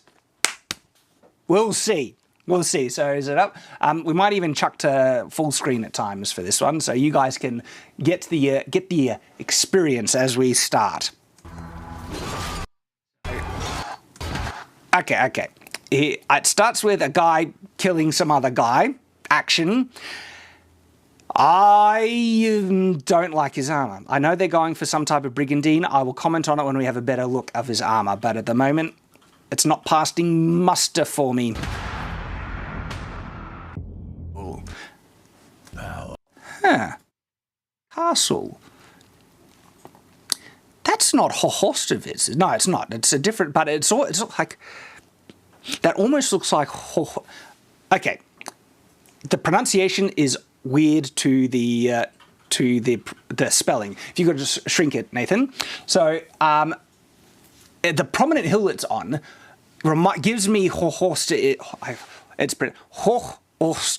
I believe is it's close. I'm closer than just phonetically saying Hochostovitz. But if I was to shrink this, so if we take it down, I'll quickly look up Hochostovitz for your pleasure and reference, people. So let me just look up, and then why Hohostovitz comes up a lot is because it's the castle with like 13 gatehouses or something. It's a gorgeous castle. This is it here, so we can bring that up. It's still loading in, but look at this thing on this hill right here. Gorgeous, amazing. And then you have all these gatehouses running down. As to when it had all those gatehouses at different points, I don't know, like they obviously added, as the medieval period, I don't think it was built with that many gatehouses. But older castle gives me that vibes, the trailer. And it's spelt Hochostherwitz. And someone sent me an actual email helping me with the pronunciation. I still get it wrong, but I'm closer to it. And it's Hochostevitz or something like that. Yeah. Oh, awesome castle. Awesome castle. We will go back to the video. I have so many. I'm just going to close all these weird tabs quickly. Okay. Back to the trailer. Yeah, it gives me Horstovitz vibes. All right, there. Let's go back. We got it in. It's so like. It looks dark, yet it shouldn't be, because we see the light streaming through the window, which means they've gone out of their way to mute the colours. The saturation has been pushed down in this. Why do they friggin' do that all the bloody time? It's like they think that the medieval period, we must lower the saturation, no colour, no vibrant colour to make it look like the past. It's like, it friggin' annoys me. It's just crap now. You know, we have to make everything seem desaturated and plain and dull. Even when there should be lots of light streaming into this set, they throw it down and make it look colourless. And they even lowered the darkness as well. No, helmets, you know, I think it's passable. It seems a bit tropey. I'd like to look up actual historical... Sorry, when I say helmet, I mean, sorry, crown. I would like to look up actual crowns. It's got the fleur-de-lis in it, so is he French, or is it some type of connection to France? I like the pattern work on the back of his chair. Tyranny. Gosh. It's... The medieval period is desaturated, dark, everything full of death, and at the moment, I'm not seeing much difference between this and the over-exaggerated Disney princess thing, which is made for a joke. It's not starting well. I'm just saying. It's like medieval, it's dark, no colours. Annoying. I like the castle in the background. It's a gorgeous castle. I would want to know the period now. The period that this film is set in. Because that style of castle is a later period castle, especially with those really tall turrets on the side there. It also looks like a Germanic style castle. So I'd want to know the region, see if they got it right. Is this based somewhere in medieval... Because look, medieval Germany was a Holy Roman Empire of the period, and it was divided into so many city-states and things like that, of different, essentially different kingdoms and things. So when you say medieval Germany, I'm talking about just the Germanic regions, not Germany as like a, you know, nation. Chat's saying that from what they've seen, it looks like to be the 15th century or early 1400s. Okay, so late medieval period, that wouldn't then justify the design of castle, but then the region. What's the region? And if we have that period, that means I'm going to be gauging the design, the weapons and armor to the period as well. Chat said it's the pre-color age. Yeah, I know. This is like... I can't stand it. Do they actually think the medieval period... Like, why do they desaturate? I know why. To give it this dark, grimy look. Make it look gritty, and it just is a trope now. It's annoying. Okay, we'll continue. People just hung from trees. We've seen a battlefield, dead guy, people hanging from trees. They're trying to paint the medieval period as like this nightmare hellscape. Friggin' hell, I can't stand it already. And again, look at the sunshine. That should be shining through, making this a really bright scene, and they've desaturated it and made it darker. Violence. There was a lot of different quick cuts happening there. So we're gonna go. Is there anything interesting to see through this? Guy jumping off. He's got a spear in hand. Violent. Oh, it's into a river. Armor doesn't look terrible there, just from this angle. Male, you know. Man, it happened in the last stream. I can't. There's pauldrons, but the smaller types are like this. Annoying. Like again, in videos, I will always look up. Someone will share it in chat. Small, yeah, Nathan, I'll get you to double check for it. Like, look it up. It's the small pauldron, and then the chat. It annoys me that. But anyway, that's the type of armor it is. I'll reference. Chat will save me. Let me bring up chat. Stabs guy through plate armor. We'll see if it's like, is it possible to swim in armor? Good point. Let me talk about Spolder. Thank you. Gosh, that came up last stream. I don't know, frustrates me that it's like, oh, there it is. So, can you swim in armor? I've seen tests done in chainmail. It is possible to swim in chainmail, but it is like a massive effort. They have to be treading water like crazy to keep their head above water, and so you can't maintain it for very long because that armor is pulling you down. And this guy, interesting. I was going to say he was wearing a male hauberk, but you actually see some gambesons, so maybe these are just chainmail sleeves. And is wearing an arming double underneath, which would be good, accurate. Okay, and then random people, hopefully they do see if they're actively not trying to swim upwards, both of them should be sinking. Maybe they're actually just standing. The floor of this river isn't too deep, and they're just standing there, and the weight of their armor is just pulling them to the floor. And then, random fighting. Oh, look at that. It's a flail. They love throwing in flails there. The armor looked cheap and unfitted. Look at the gap here in this breastplate.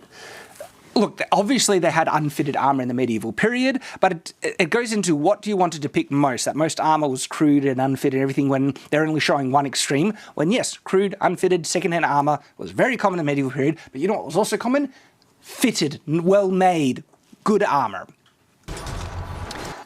That was a mace being knocked in someone's leg. Oof, that would hurt. Two-hand strike. Guy dropping. All right, so again, we get to see some close-up of this guy's brigandine. Don't like it. You know why? You can see the gaps between the plates. They look like there were brigandines. The later you go, the smaller the plates and brigandines did become at times, and there were times when they got really, really small.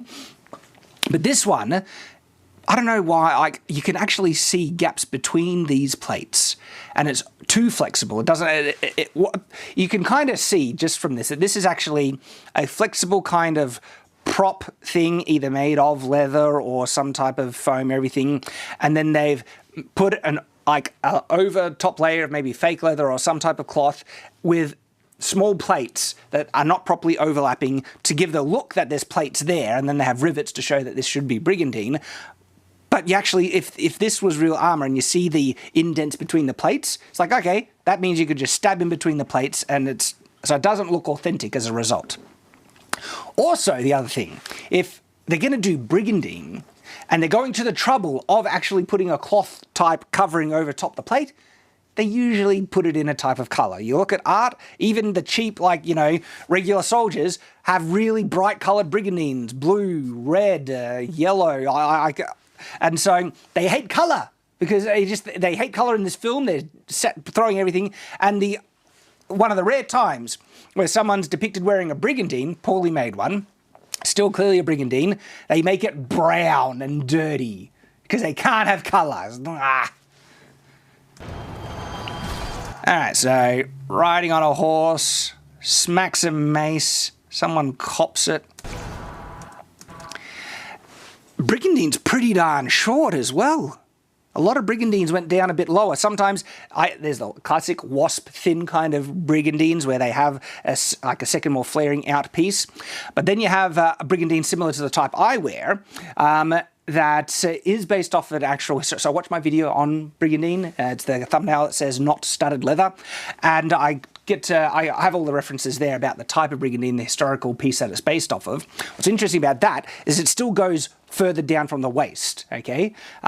Very maneuverable, makes it a little harder to sit in, but it usually always goes down to at least here. I've seen very few examples of brigandines that short. Of course, there would have been examples, but if they wanted to show something that was a bit representative of the medieval type of brigandine and everything, it would be longer as well. Europe was engulfed in war. Hey, it's that guy. What's the actor name? He's He's a good actor. I appreciate him in Dark Knight, and then he appears in lots of things. He's one of those classic actors. Chat will be spare me it in a second. Michael Caine. There he is. We got to it before we saw it in chat. There we go. But they're down if he's Michael Caine. So they got a prominent enough actor in it. Now, what is he saying? Because I do want to try and pay attention to the narrative the trailers.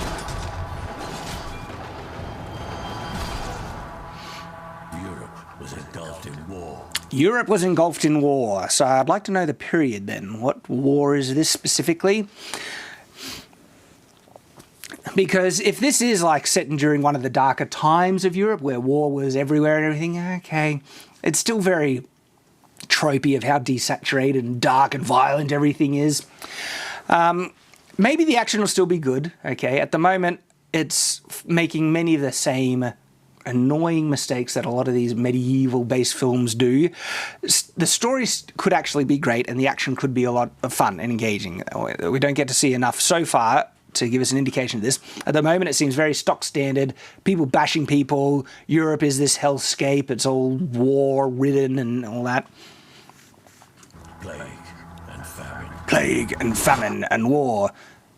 Is this during the Black Plague period?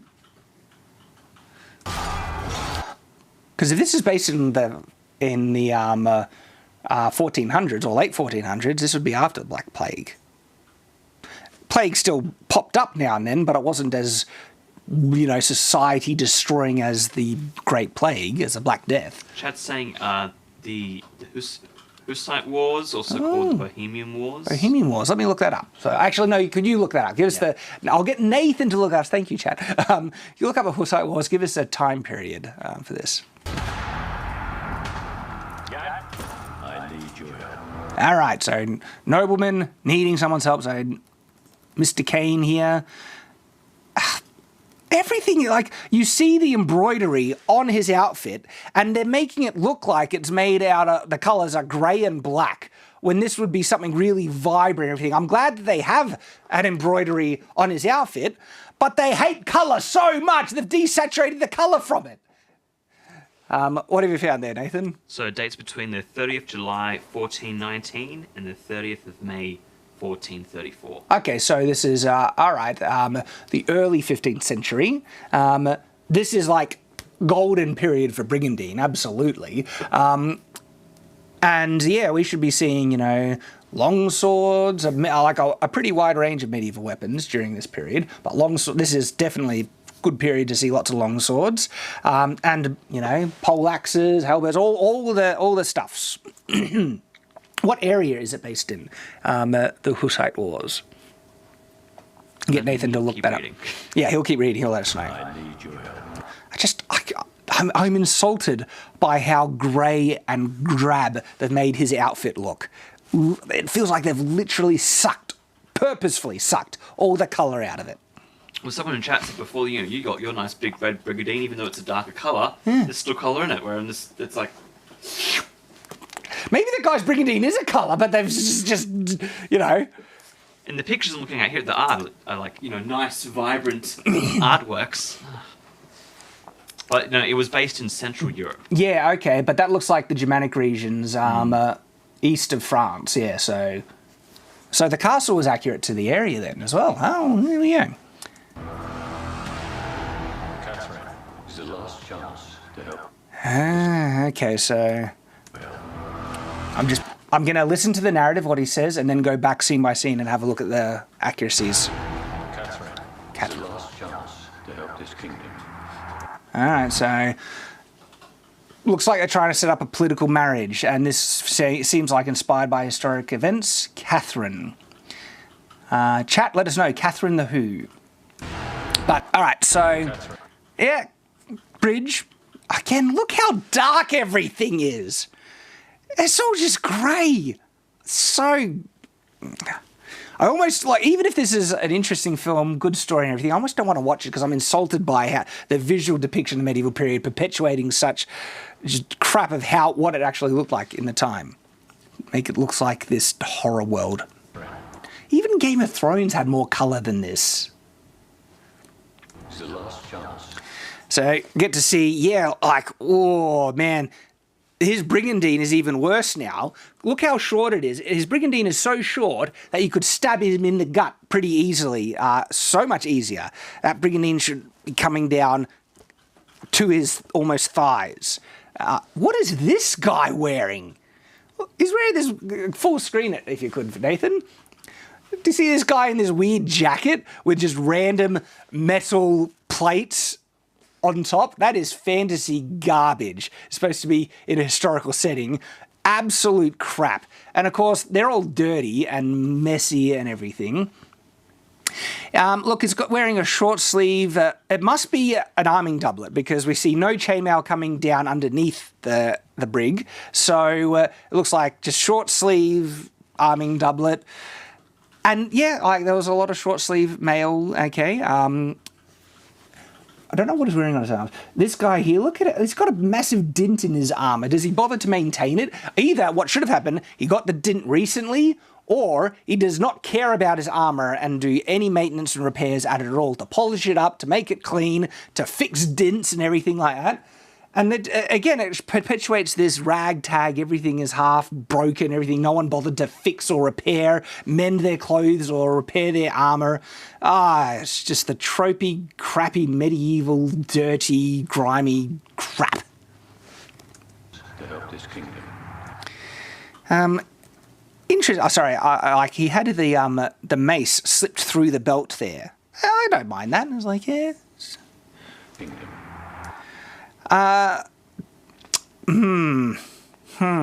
Okay. I'm seeing lots of modern windows. See these? So this is actually filmed at a real location with a real castle because they have modern windows in them. Like, look at these square modern windows, especially here. Like, so these were usually added after the fact. These windows here look Victorian, like Victorian stone-framed windows. These look like double-hung windows. And you could have square windows in like cottages and buildings and things. Could you make it full screen for us, Nathan, so people can see easier? So they could have square windows, but if it was on cottages and stuff, these are obviously glass windows. They had glass, but it was expensive and a more upper class thing. So what they would do, they would have wooden shutters, and then they would open up during the day, close them during the night to keep the warmth in. Or they would have other things where they had like wooden slats, vertical slats, almost looking like prison bars, and that's to prevent people breaking in and out. Or they would have like even oiled cloth over the windows, which would still let in some light, but make a barrier to keep some heat in. But like having all these buildings looking like very more modern style, double hung glazed windows, is like, that does not look accurate as a result. The buildings probably date pretty far back, honestly, but what happens to these buildings is that they get renovated to make them more livable, more bigger windows, more light and all that stuff, and they get added after the fact. And so they're using a real location to try and save budgetary things, but if you know what to look for or recognize, you're thinking, this is from a modern, could they have CG'd more, period windows on it and stuff? Inspired by true events. I'm going to guess loosely inspired by true events. Is the king of France. Okay, wait, who? Is the king of France. Okay, so her uncle is the king of France. We must unite Europe. Okay, and they're trying to unite Europe. So these are the events it's founded on. Is the king of France. Can chat just double check for me? That rose there, that's not the Tudor rose, is it? Right there. See, do you see this thing? Because that would be wrong period if that appears in, to my knowledge, right? I'm not as read up on the Tudors and stuff, but let me, could you look up the Tudor rose quickly, or the Tudor flower? It could be before they got united. It was the Lancastrians and, because the white one in the middle, right? That before the Tudors were united, they were separated and they combined them into one. And so, but it doesn't look like it. What's chat saying? Let me just bring up chat. Elden Ring has more colour. Should be Tudor Rose. Actually, separate. They separated the petals, so no. Okay, so the Tudor Rose has joint petals. Alright. Lancastrian Red Rose, it might be. Very close to it. Lancaster of York, people are saying. Interesting. Shad, I very strongly recommend watching Vinland Saga. I've already watched a chunk of it, and I'm watching a bit more now, actually. Yeah, I know, like, in terms of events, I'm nowhere near as read up on events. And so someone was saying check history. Of course, that's a more, specific, smaller thing. I like to research that, like, events, especially if it's in regards to a video I'm doing. I'm more broadly read and researched on the weapons, armor, styles, clothing and things, on those broader things. But there are so many specific events throughout the whole medieval period in different regions and everything like that. It would literally take a lifetime to learn them all. And many people do that and stuff. And so it's stuff that I find very interesting, but I usually get drawn to researching more about specific events when it's tied to a video subject that I'm kind of on, or I was led to it because I was researching something related to it. Okay, so going back. King of France. Again, those windows aren't actually as terrible on that castle. Must unite Europe. Look at those hills. It gives me Cartha Castle vibes. The Cartha Castles, oh, gorgeous. They were on the border of France. I wonder if this might reference, but I thought this was the border of France or somewhere else. But I wonder if it's border of France and because remember, if they're trying to unite like France and one of the Germanic Holy Roman Empire kings and everything, like, it could be that. Could you look up Cartha Castles, find the border that that's on again? Because the Cartha Castles are on these incredible hills, and they are glorious. They look amazing. And yeah, just the border, because they were made specifically on a border between France and some other region. And the reason why they fell out of use is because some type of politics changed and the border became obsolete. They didn't need to guard the border anymore. And so those castles, they were still impressive castles. People lived in them for a time, but they were eventually abandoned because they were unneeded. That was one of the ways people protected medieval borders. They didn't build walls per se, even though we see walls propping up historically to try and protect borders. But no, they built castles along the border. So Nathan will give us that information in a second. A nice big cathedral. There's lots of, surviving medieval cathedrals that they could use for that. Is the only way. Oh, so they need a kidnap. Tonight, Europe. This is... Kidnapping is the only way. We don't kidnap women. The king's rules. Okay, so there's the setup. They're going to kidnap... I forget what's the daughter of Elise of France or something. I forget what they said. But anyway, okay, setup. Interesting. I've got rules. Oh, there he is. He was pretending to be a monk.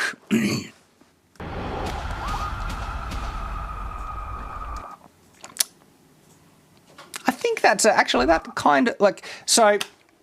It's got a bit of the correct type of backing for the saddle. See this saddle right here. So if you could look full screen, Nathan. So see this, the back of the saddle, kind of accurate. But the fronts sometimes were bigger, but I think that's a mostly decent medieval saddle. I would query it if I could with Jason Kingsley from Modern History TV because he's the medieval horseman of YouTube. Great stuff, and he recently did a video with Lindy Bage, where Lloyd gets to sit in a medieval saddle, and the saddle they had a much higher front to help kind of lock people in the saddle. Oh no, and then countryside. Okay, so I'm just going to go to... All right. I was going to say that looked mowed, but maybe not. It's more uneven. I'll let it pass. Did you find anything on the Cartha Castles? Yeah, the border? they said that they were with the border, obviously with France, but also to defend themselves against Aragon, right? Did I get my facts wrong? I don't know. Which kingdom is that? Like, it sounds like one of the kingdom states. That they're boarding with is very not modern for my understanding. Yeah, if it is one of the Germanic regions. That would make sense, but we can continue. I don't like his armor. Every time you can even see, you can almost see his gut hanging out underneath that armor there. It just triggers me.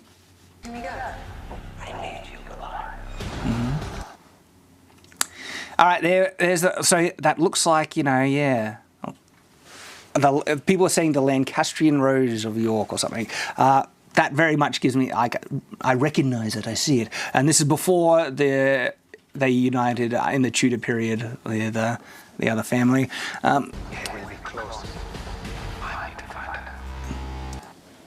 Who is that actor? I've seen him before. Oh no! For a moment there, he was giving me Benedict Cumberbatch vibes, but no. But I have seen him in other things. You can recognise him. He's got a very long neck, this actor, but he's appeared in one of the other things I've seen. I know who did it, and those soldiers are never gonna find it. Again, sucking the colour. Like, see, this is supposed to be like a nice red, and it's just been muted so much. What is this guy? Again, it's supposed to be some type of brigandine, but it's this, you see these massive weird plate things with huge gaps in between. It kind of defeats the purpose if there's got easy gaps, and like, that means there's no real metal in the centre here that you could stab him right down the centre line and get through. He's wearing massive fur collar. Look at that, that's like, I've seen a decent amount of medieval art, and I cannot think of many instances of a massive fur kind of, what are they called? Cowl? Massive fur cowl or something over top of his shoulders. They just, it's funny actually, Lloyd, when he was making fun of Ironclad, the film, it's like they gave all the Vikings these massive fur things over their shoulders to make them look bigger and broader in the shoulders, and it's like, what is that? What is this guy wearing? Is that almost like a leather scale mail kind of thing? I mean, if it was a lamella, maybe I could give it a pass, but it's hard to see. No, it looks like look at the scales flap. It's like this flimsy leather scale mail fantasy crap. She will be yours. You must protect her. He will command the fate. I don't know, that guy. It's hard to see his armor. I was going to say, he's looking a bit Slavic or other, like, chat. Where do you think? What area do you think this guy looks like? But I wonder, like, if that is more accurate. But look at his. It's hard to see his armor. Hard to see. I can only really make out his helmet. But let's see what chat is saying. A Mongol? Question mark. I don't think he's a Mongol. Turkish? Yeah, more. Cuman maybe. Moorish, Turkish people saying. Mongolian, Saracen. But, yeah, hard to pick. Fighting! So this guy's wearing chainmail and a surcoat by the look. Like, he's got some spolders there. Maybe it just looks a little old. Maybe it's his great-great-grandfather's armour is wearing. But foot soldiers in there of this time would usually try and at least get hands on a brigandine or something. But wearing, like, a surcoat, this looks very older period for the period this film is based in. Random fighting. So there's been a lot of shots in this cave. There's a lot of them, like, movie happened in the cave. They kidnap the lady, take her there, they're hiding out, and then they get ambushed in the cave.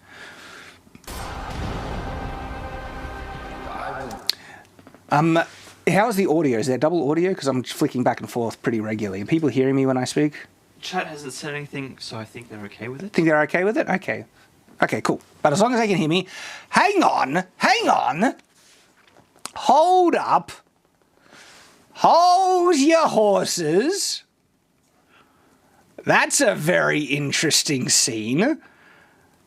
Those look like war wagons. Very much so. You see the wheels underneath. those legitimately look like war wagons. I have a video I'm wanting to prepare for on underappreciated squirrel weapons to give us a bit more information about. I think it was they were more prominent in Poland. Could you look up? If you look up Polish war wagon, it might be Poland, but I could be getting the country wrong. Again, I have my notes somewhere else. But I'll get Nathan to look that up as to where they were more prominently used. The thing is, though, using wagons as a barrier in defences was actually something that happened outside of this region as well. There's a case of one of the clashes in Britain, one of the battles. Again, these are my references. I've got these references ready for this video, where they use the supply wagons to create a barrier of defence in a battle. Do you have the area there? Mm-hmm. Yep. It's the same as what this movie is based in. Yeah. The Hussite War. Hussite is the Hussite War, not Hussite Poland. War. Sorry, the Hussite War wagon. Hussites. Used by rebel forces of Bohemia, which is again what the story is based on. So I think they're being accurate. This might actually... All right. And I think it gets a point showing Hussite war wagons at the correct time and period when they were used in regards to the film. Good to see. If only it wasn't just so dark and the colour sucked out of them. Like, looks like these things have been charred and burned. They're so black and darkened.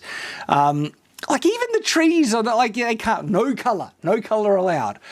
But we also see some war scythes. See war scythes here and war flails. This is the best scene of the trailer for me so far. There's some cool stuff, historically accurate stuff they seem to be depicting here. Great to see. Do whatever it takes.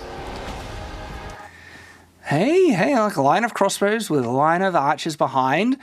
The reason why I like this because too much. Oh, hang on. What I don't like, the archers are friggin' holding their bows drawn for. They're going to be there for ages. That's a friggin' trope that happens all the bloody time.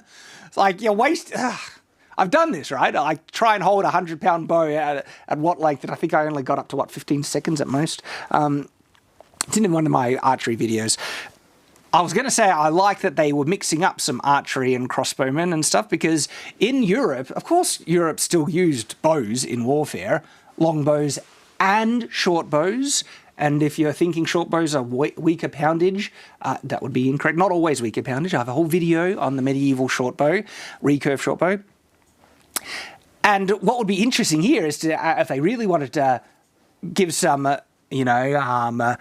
historical diversity, give these guys medieval recurve bows. This is why I made the video the forgotten medieval bow, because in nearly every single depiction of medieval times where they show bows, it's always the long bow. This just goes into that same trope where it's like they just have forgotten the medieval short bow was very common. It was used in warfare. There were war poundages of it. And there's heaps of that. Check out my video. The forgotten, the medieval bow forgotten, or something like that. I forget the exact title. And the short bow, the recurve short bow, seem to have been, there's more artwork depicting it in the kind of southeast regions of Europe and stuff. And so this region here would, like, there would be more examples of a short recurve war bow in medieval times. And I talk about in the video, one of the reasons why they might have been less common in places like Britain is because they're made out of composite materials, glues and stuff like that, in the wet weather that might have not, like their longevity, their durability might not have been as good. Good complex, but anyway, it would have been a good opportunity to see some medieval short recurve bows in this scene. That was some more archery shots. I just want to see, is there any... Oh, there is! I was going to see, is there anyone who has an arrow on the outside of the bow? There is! Look at this guy right here. The arrow, it looks pretty clearly on the outside of the bow over the thumb. That is historically accurate. Both sides. They shot on both sides, and so I was going to be a bit annoyed if they only showed every single one shooting over the knuckle, the inside or right side of the bow. But this guy very much looks like he's shooting over the thumb. And then there's this, these guys. Do we see the people drawing the bow? Is there anyone? Look, I like... Are they just aiming high, or are they drawing high down to low? Because that is we see in medieval art a half draw, people holding the bows up and drawing downways. But I don't see any arrows on the over the thumb here. These are all on the right side. Again, look at their helmets. They look a bit more Eastern, or very Eastern European. Oh, this guy looks like he's wearing a nasal helm. And then you see this guy, he's got almost like a turban around his helmet.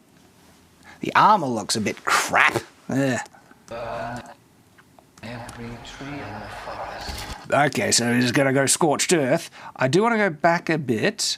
Oh, burn every tree. So this is the guy obviously trying to get back the woman, the lady who's kidnapped. This scene here looks to be like the guy. This like they're standing in the war wagons from this scene by the look of it. The Hussite war and there, you know. Every tree in the forest. Okay, so yeah, these guys they look more Eastern European. So I wonder where they are supposed to be depicted from.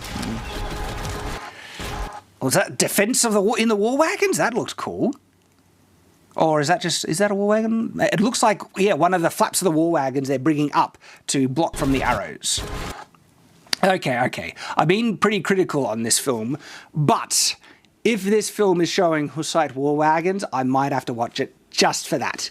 To get some war wagon appreciation. And I want to do, like, I have a whole video prepping for just on war wagons generally, because they're interesting, they're cool, and they existed. He cannot be allowed to get Catherine. And so he obviously gets injured at some point, because now he's got a eye patch.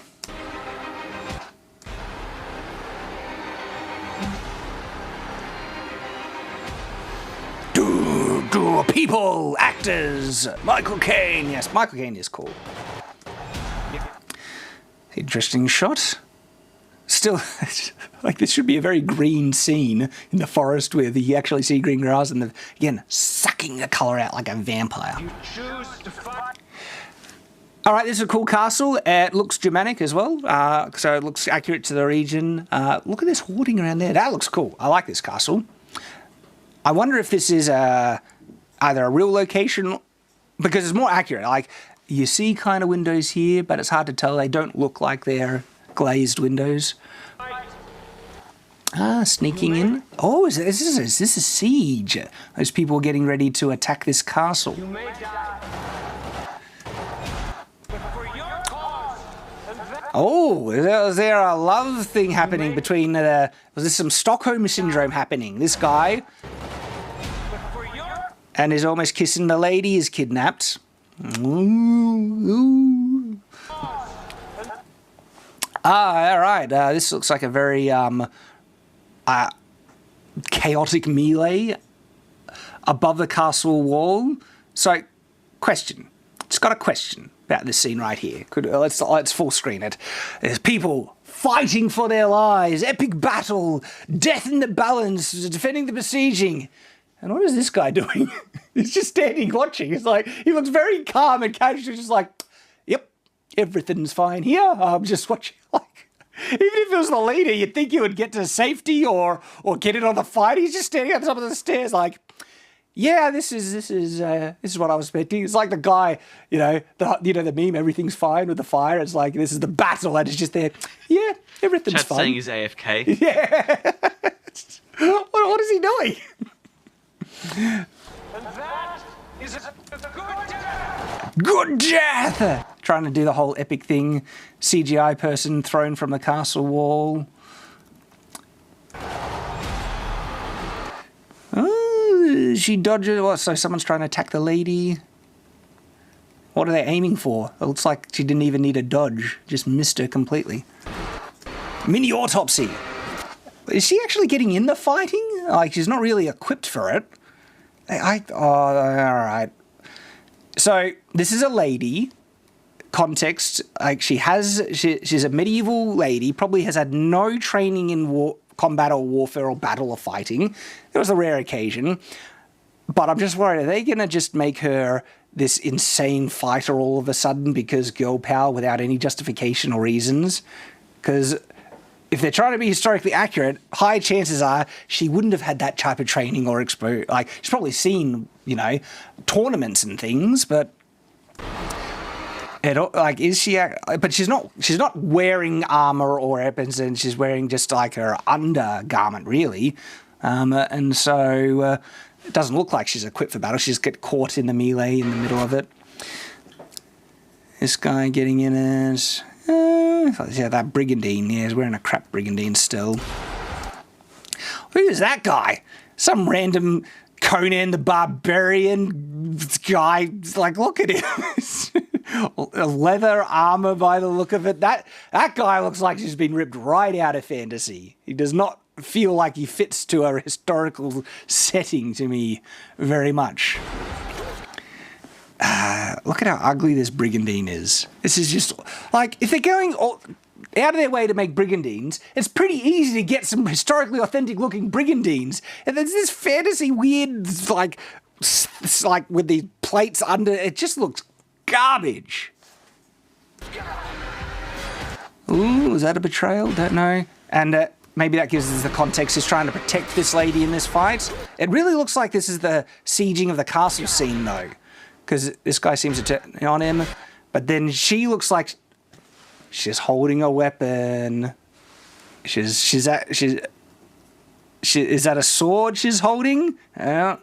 So she's not just there being protected. She seems like she's fighting as well, wearing something that isn't probably great for a battle. I'm just wondering what the context is. She got caught in the fray, and she just had to pick up a weapon and fight, or she approached with the men in the siege wearing that. I have questions. Hey, Swordbreaker. So, I was excited, except the Swordbreaker's Renaissance weapon. Like, this... I having trouble thinking of references of Swordbreakers appearing in the early 15th century. Let me just quickly double-check that, though. What is the internet saying, Nathan? Because I was pretty sure this is made Renaissance, particularly to trap rapier-type blades and stuff. Done a video on it. I should watch my video, get the references from there. But, like I said, I can't think of any instances of Swordbreakers appearing in this period. Can't see anything right now. Yeah, Nathan's not like a chat. Let me see what chat is saying. Internet here, it's wrong. She's happy to see you. Yeah, just give us a Goddendag. Give the guy a Goddendag. That would fit the period. The teeth look huge.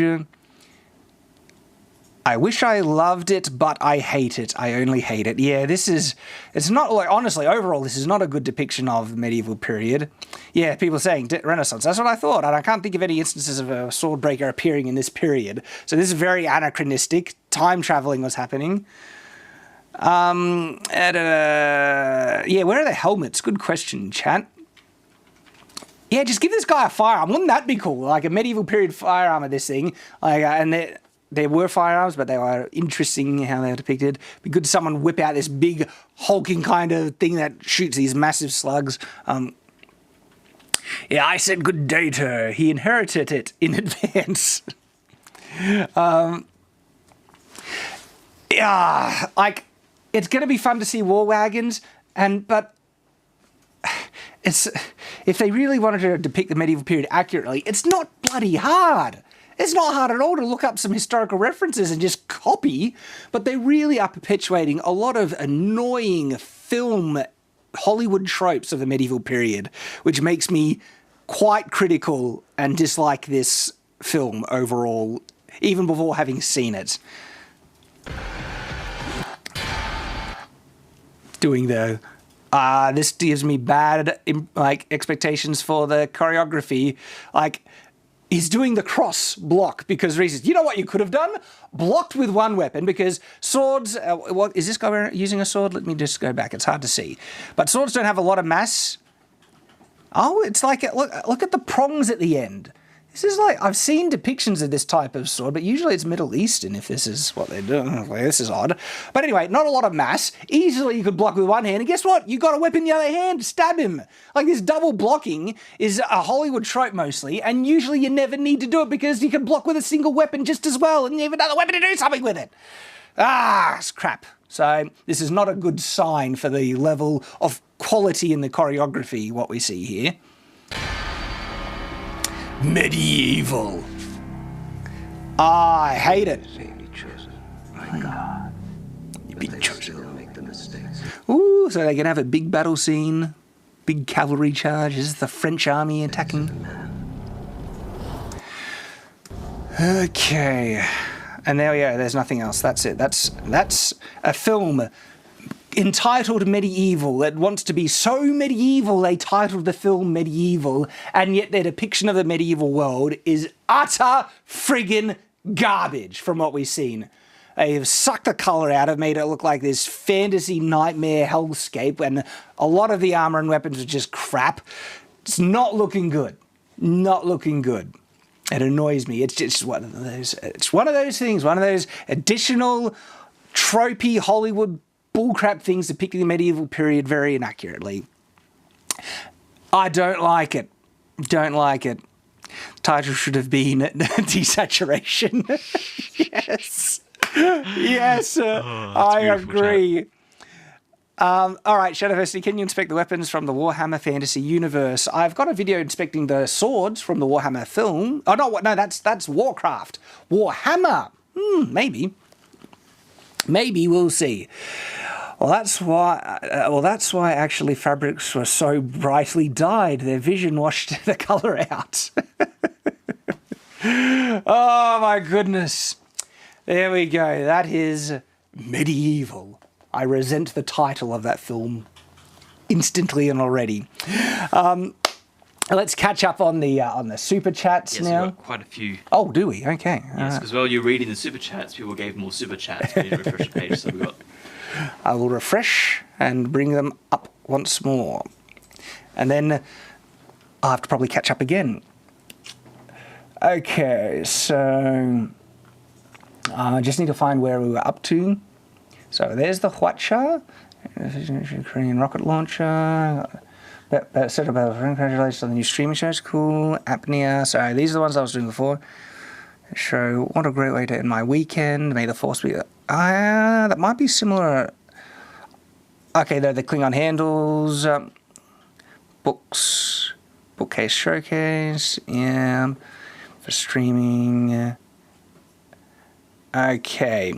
I'm going to just start with, if we get to read it out again, yeah, this is Clifton 3D for €4.99. Thank you for streaming, Smiling, even though I feel like crap. Okay, so yes, we have done that one. Hope you feel better.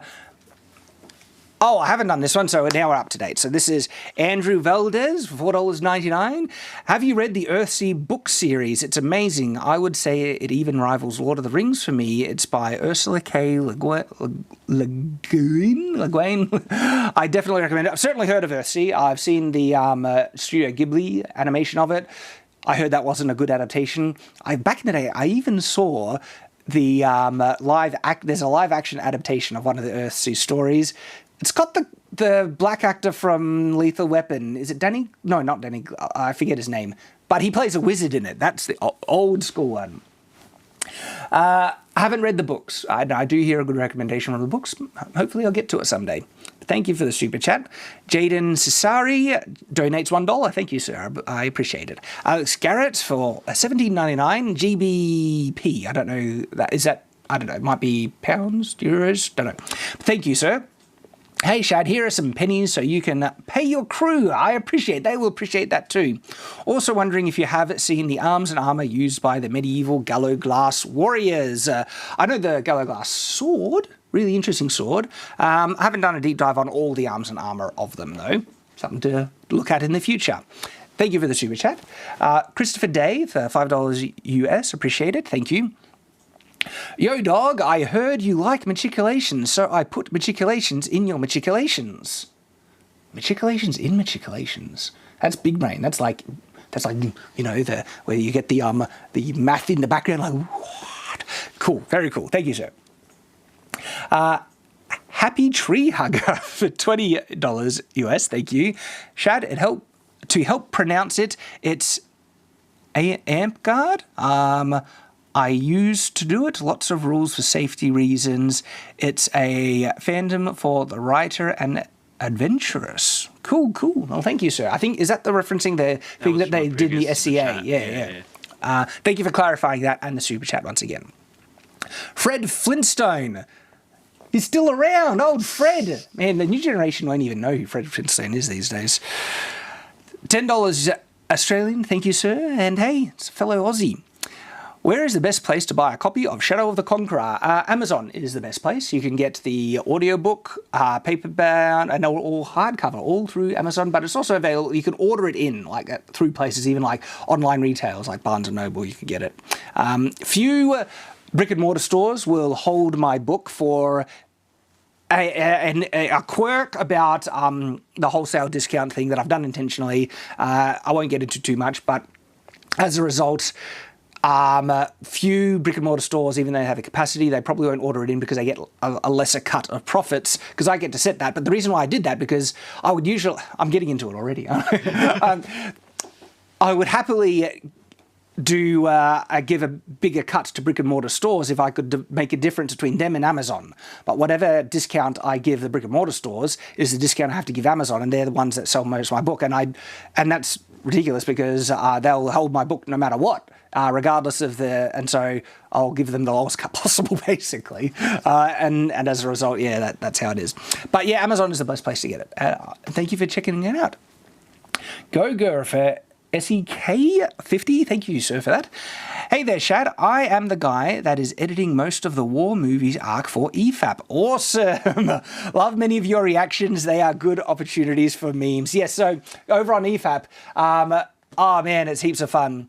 Me, Critical Jinker, Carl, of course Mola, Rags, and them, we've been watching war movies, including Kingdom of Heaven, and other war movies and stuff, all together, just doing like a live watch reaction thing.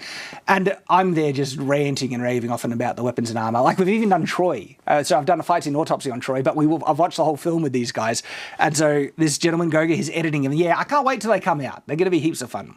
They'll be over on EFAP. Powdered Toastman for $10. Thank you, sir. $10 US. If you want more swords, I suggest the West African Takuba or LDA. They are beautiful weapons. All right. I'll try and give that a look. Ezra Falk for $5 US. Like I said, some things you may have forgotten. Also, they're not turtles. They're tortai. Tortai. Plural. Okay. I'm probably still going to say turtles, because Turtles too. Teenage Mutant Ninja Turtles. But okay. Best turtles, the Ninja I do Turtles. appreciate the pedantry, sir. I always love that level of pedantry. But I am of the philosophy that language evolves, and you even have to account for modern day uses of language, even if it's more unofficial language. You have to account for it just to try and be understood. And so even if the official term for a broadsword is a Scottish basketball broadsword, for people to understand it, that what you're talking about now, you need to define a difference between a regular broadsword and a Scottish basketball broadsword, and say, language, it evolves, you have to adapt with it, flow with it. But there are some things that spread misconceptions, and that's when I think we should push back. Okay? All right. So, the King's Clone for $5 US. Thank you, sir. Any suggestions how to motivate myself to finish writing a story when I don't like how it's going? You have to figure out how your brain works, and for me, I need to game my brain and get me in the mode. But for this one specifically, when I don't like how it's going, that's a more tricky one. Interestingly, I've kind of been doing this, not the same, it's similar with the current book I'm writing, where I need to take a step back and decide where I want the overall story to go. What do I want to achieve out of this? I hope to be able to do more writing in the future, but I need to now balance, okay, how many books am I realistically going to get out in the next thing? Therefore, how many books am I going to get done in my lifetime? All right, if looking at that, what are the type of stories I want to write most? And I had to look at that, and I have been reframing the background lore of the book I'm writing to set up the arc that I want to tell. Because I would love to write a great fantasy epic. That's the dream. I think everyone would love to do that. And the first story can lead into that. but I needed to rework the world building to lead into a great mythic tale. You know, you aim for it to being on the caliber of Lord of the Rings. I'm not saying I'll ever be able to write something better than Lord of the Rings, but that's if you can at least aim towards it, maybe you can get something that can be appreciated in the same vein, or even get close to it, and that would be an achievement in and of itself. And so that's what I'm kind of going for. And so I've restructured. I mean, it's been a lot of fun. I've been doing it for the last few days, redoing world building to make a grand, epic, mythical tale. Because I feel we need stories like that. These are the stories that people love, great epic tales of heroism and good versus evil, all the big stuff. And when done right, they can become timeless in their own right, like The Wheel of Time. The Wheel of Time was made, you know, with heavy inspiration from Lord of the Rings, and it's become its own wonderful property, beloved. And of course I'd love to do that. So for me, it was just looking at things as a whole of what I wanted. What did I want the story to be? Where did I want it to go? And that's what I did, but it's going to be different for every individual. So I wish you luck with your endeavors with it, and I hope you find success with it. MiG17 for $2 US. Could you do a review on Warhammer Fantasy? Maybe. I've done reviews of certain weapons but that's Warhammer 40k. I've done the chainsword. I've done like the claw. It was more generally, but it's represented in the power claws in Warhammer. Wow, Exploding Kitten. They, who don't know who they are, could be he, could be a she, so I just got to go with it. $5 Canadian, twice, 2 donations. Thank you, sir. Appreciate it. Zerg for $20 US says, I think if the 1960s medieval movies end up feeling more realistic because colour, speech, general spirit, The Line in Winter and Beckett are my absolute favourites. You know, you're right. Like, I've been wanting to watch the old school Ivanhoe now, just because even in the old depictions, it still looks somewhat more accurate than the schlock that gets spewed out in the modern day. So I want to watch the old school Ivanhoe now. I get what you're saying. Christopher Day for $5 US. Modern films taught me that unsaturated colours weren't invented until after the Middle Ages. It's like that. It's like that. Excelvisor, I don't know how to pronounce that. Thank you, $20. People like to pretend the medieval period was worse than now because no one wants to admit the current standard of life is worse than 13th century peasants, but we have Wi-Fi and smartphones. Maybe. I think there are things that are legitimately better in the modern day, but some things that actually can be considered worse. There is this wholesomeness to just waking up, doing your farming and stuff like that. But I do like many of the luxuries of the modern day. But the question is, do those luxuries make us more weak as a people, you know? We get hot water on demand. We don't need to light a fire to cook our food. We just press a button, put our food, press a button, heat our homes. These luxuries make our lives, even the poor, and I was poor, like even when I was poor, my life was more luxurious than the kings of the past for the ease of just, look, light, flick a switch, we have light. Entertainment, like medieval people would love the type of entertainment we have. They would go bonkers for it because they tried to make similar stuff with the technology they had. Theatre is just a more rustic, low-tech version of TV. But TV is immersive and engaging. When we get good story, good film, Lord of the Rings, Peter Jackson, all that stuff, it's incredible. I love those things. So, but there are some things that I do wonder if it, one, not makes us as independent as we once were. And two, there are certain monotonies of modern day life that probably isn't best for our mental health. So I get what you're saying. Yeah. Thank you for the super chat. Nathan S. for $4.99. Thank you. In future trailers, we should watch it fully, then first, and then do a scene by scene. No, because you can watch it fully on the channel. All right, that's what it's there for. This is a transformative response reaction. And I feel just watching it fully, uncommenting, is just stealing someone else's work, and I'm not going to do that. I will transform it by reviewing, adding my own perspective on it and stuff, and that's why I pause a lot, because I got a lot to say. But if you do want to watch it fully unedited, please, I do encourage you to go to the source and watch it full. Watch it in full. Okay, but look, I appreciate where the sentiment's coming from. Agent Yokai Zero for $1.99. Rise Shad, rise against the algorithm, rise, yes, yeah. Thank you, sir. And we will, and it's your guys' support that's helping this out.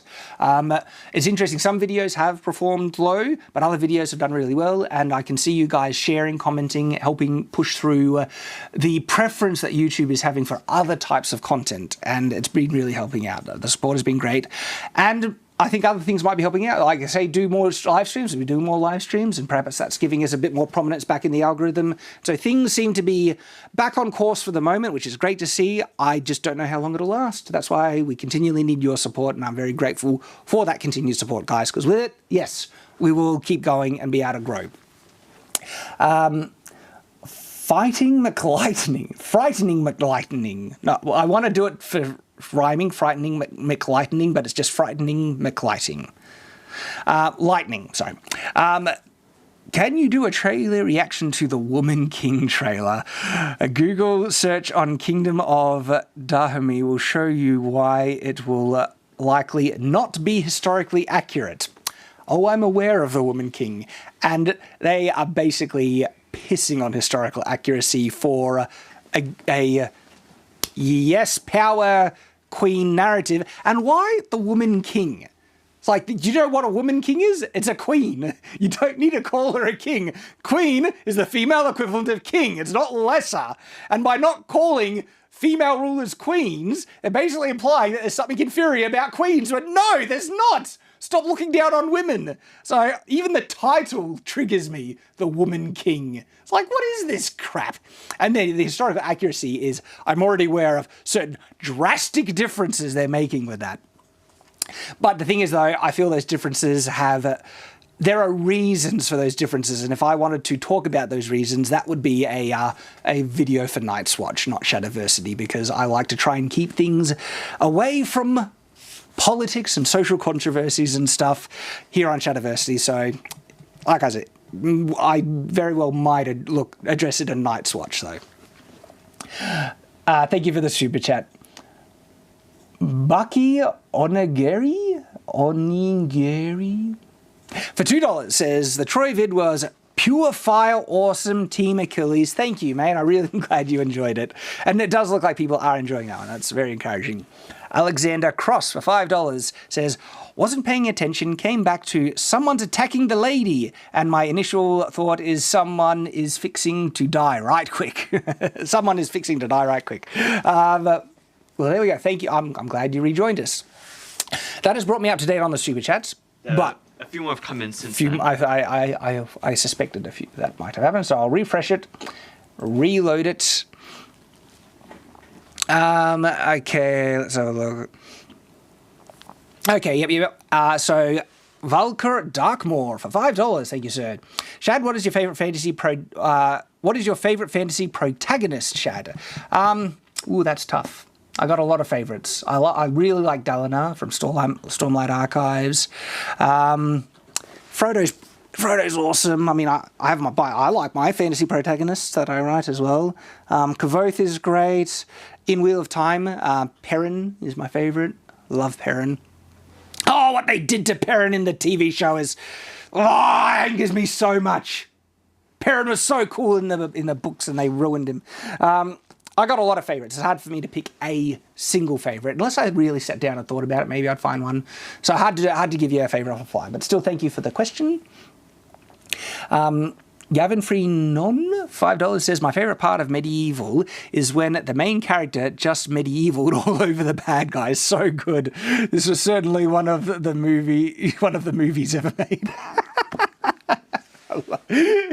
He medievaled all over those medievals. I love it. Thank you for the super chat. Jamie Munoz.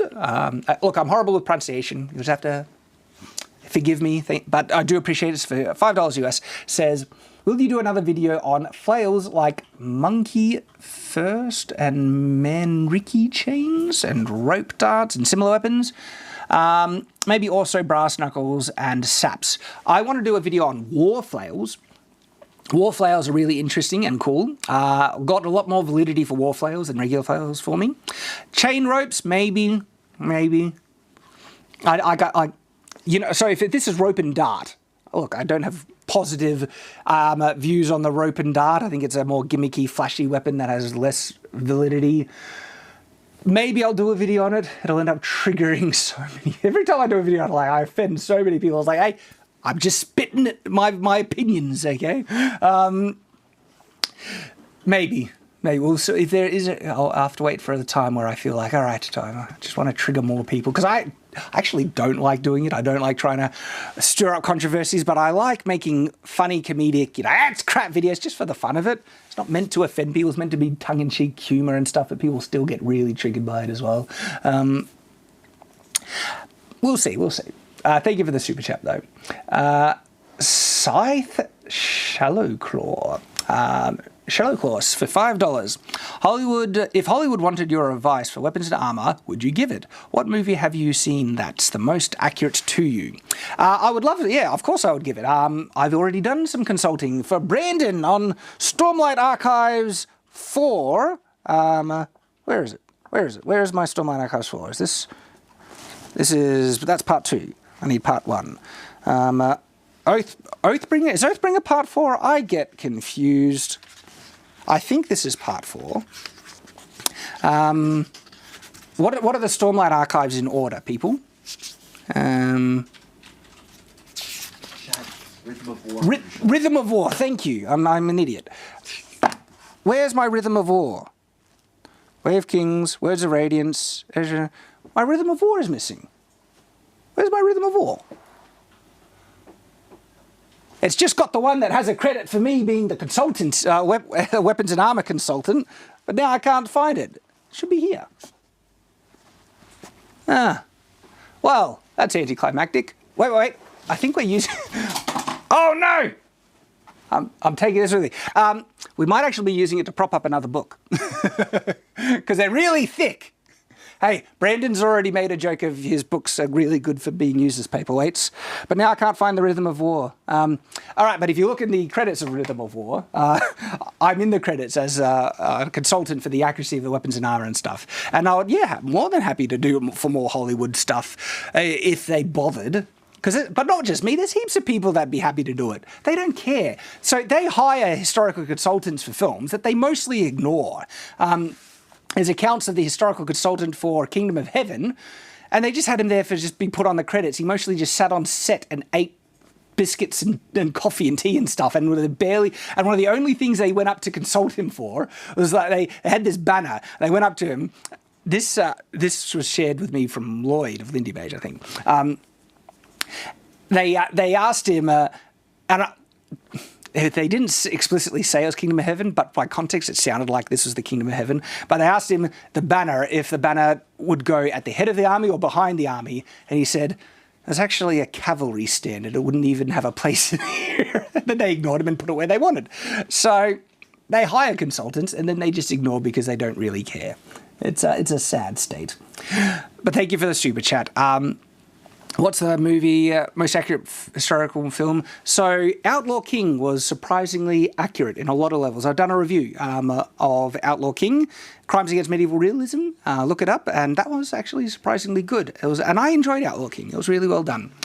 Other ones I need to look up because I know there's like a pretty accurate one, but the name escapes me. Valcor Darkmoor for $10. Do you give writing advice? ? I'm trying to write a series that subverts the traditional fantasy by having the protagonist be on the side of the evil empire, and where the story starts is after it falls. I like to give writing advice, but on an individual basis, it takes too much time and then too many people will ask. So I have my general writing advice videos, and there's like several that I'd like to do when I get the time. And there's a rare time in which I'm able to look at people's samples. I've done that, but that was back in the day again. Time is the great hindrance with that regard. And also needing to prioritize videos that have a high chance of doing well. Those videos are more very niche to a very specific audience. It's like, so in answer, it's something I'd like to do more often, but just don't have the time, unfortunately. But good luck. Good luck with your story. I wish you the best.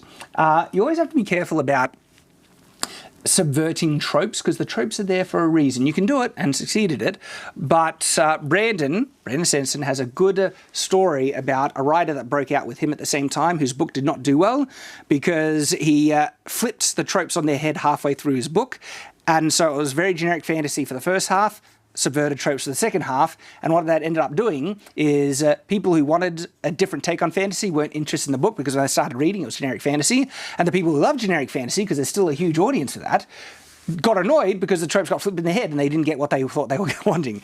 So just to be careful, you need to know what you're doing. It's a book series that's like what he's saying called The Black Company. That's exactly what he's saying. Okay, so I was just saying check out The Black Company because that is one of the ones he says flips regular fantasy tropes on their head. So you just got to be careful, approach it intentionally, and try and figure out what you're doing. Best of luck with that. So Ludwig Flotter, I'm sorry about pronunciation. 450 NOK. You made a vid regarding carbon fiber knives and combining different materials. There's a knife that does just that called FKMD Fox Nero Nighthawk. Yeah, it was interesting. I had fun with that video. The takeaway of that video is that it wasn't great, the carbon fiber, because carbon fiber, like there's strands of carbon fiber held together by resin. So the thing that was actually giving it the edge was mainly the resin. It was glue. You can sharpen it up, but it won't hold the edge for strong much at all. All right, that brought me back up to date. Were there more? There were a few more. I think if you refresh, I think there's 2 that are up right now. Maybe there were a couple more that... Oh, of course. Okay, well, I got 3 more, and then I'll jump to regular chat. So quickly, Okay. So the Old Boy 123, I started listening to Sanderson because of your channel, and now I've finished them off this week, so thanks for an awesome taste in books. Have a good one. Thank you, sir. Yeah, Sanderson's awesome. Love the guy, love his work. I'm really glad you enjoyed it. Taker 610, $5 US. I feel like Frodo could not have survived the blow he received from the cave troll in Moria. Mithril or no Mithril, wouldn't the blunt force kill him? Yeah. Mithril is so flexible that would have just squished his internal organs, broke his ribs, unless Mithril has this magical thing that hardens upon impact to hold its shape. They didn't depict it like that. I had an old version of one of my books where I decided to do that, where I had like this super fine chainmail that was like cloth, that had full flexibility, hugged the skin hugged the surface like a second skin, and when it impacted, it specifically hardened on the area of impact, solidifying, so it acted like flexible full plate mail that could resist this thing. That was like a much older version of one of my books, and maybe I'll reintroduce it because it's just like a more logical version of Mithril that could protect someone, and I actually wrote that in response to exactly the scene that you're talking about. There needs to be some type of magical hardening effect. So maybe I'll reintroduce in the book I'm currently writing, but this is one of the old versions of it. But yeah, I agree. K9 for $5. Hey Shad, I love your videos. I always wondered, and I think you may have mentioned it before, but just for the refresher, what got you into history? Swords!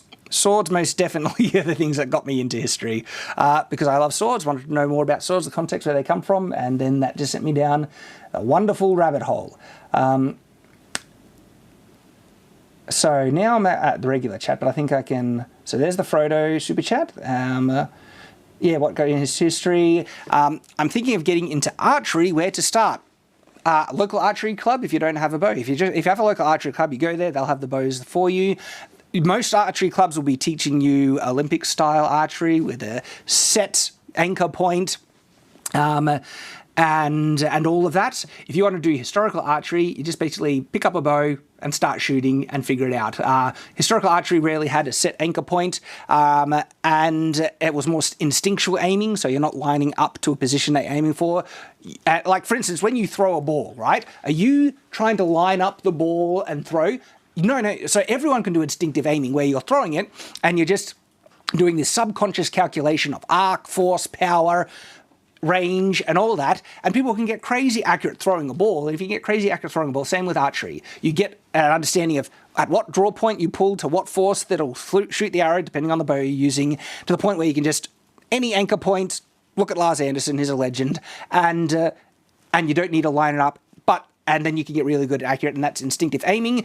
They don't really do that, well, very few, in in modern day Olympic style archery. You can teach yourself. Just do it. You just need to get a bow, arrow. You can go to archery club and they say, we're going to teach you how to do it. It's like, nah, I'm doing historic, do it my way. Of course, that's unless you want to learn the Olympic style, go to town. But there's a good starting point for you. Thank you for the super chat. That was from Terrell Brister. And we're up to date. We're getting some comments saying that we're lagging. And their audio is glitching out, becoming unwatchable. Well, I mean, we're at the end of the stream anyway, so might be good timing. Sorry if the audio is glitching out. We try and fix that. But not everyone is complaining about it. Yeah, it keeps lagging. Favorite sword? Could you do Highlander fight scene or Topsy? Maybe. Before Highlander, there's a lot of fight scenes I want to get to. I want to do... of course, Princess Bride is probably the next one I want to do. But not only that, is it Rob Roy? It's the one with Liam Neeson. It's a really good one. And then there's The Duelist. There's some great classics I'd love to do. How did it sound for you then, Nathan? It's fine. All right. Okay, guys. Thank you very much for joining us on Sunday Night Swords. We have reached the end of the stream. We covered most of the things we wanted to cover, but I got more stuff for next week. This is going to be the flow of Sunday Night Swords. We'll start off usually with sword and castle appreciation, and then dive in and look at some fun things on the internet that we can all comment on, laugh at together, and have some stuff. Oh, it's frozen now. We're saying F frozen. Is it frozen for you? What's the stream quality? Refresh, guys, lagging. Yeah. All right, look. Frozen, let it go. Lag is worse now. You're lagging. Is anyone downloading stuff? Yeah, I'll cancel it. Friggin' Oz! Hey! When did you start that? Was that on the whole time? 2 hours ago. Well, it shouldn't have affected it because it's been good the whole time. Good the whole time. Yeah, it might just be Australia internet. Audio good for me, just buffering frequently. Okay, guys, well, the stream is starting to fall apart anyway because of internet issues. We're at the end of it anyway. Thank you for joining with us. Hope to see you next week on Sunday Night Swords, and also the next videos on Shadowversity. So until then, farewell. And then we shall end it. Thank you for joining us. It's good to see us. Are we still live? Are we?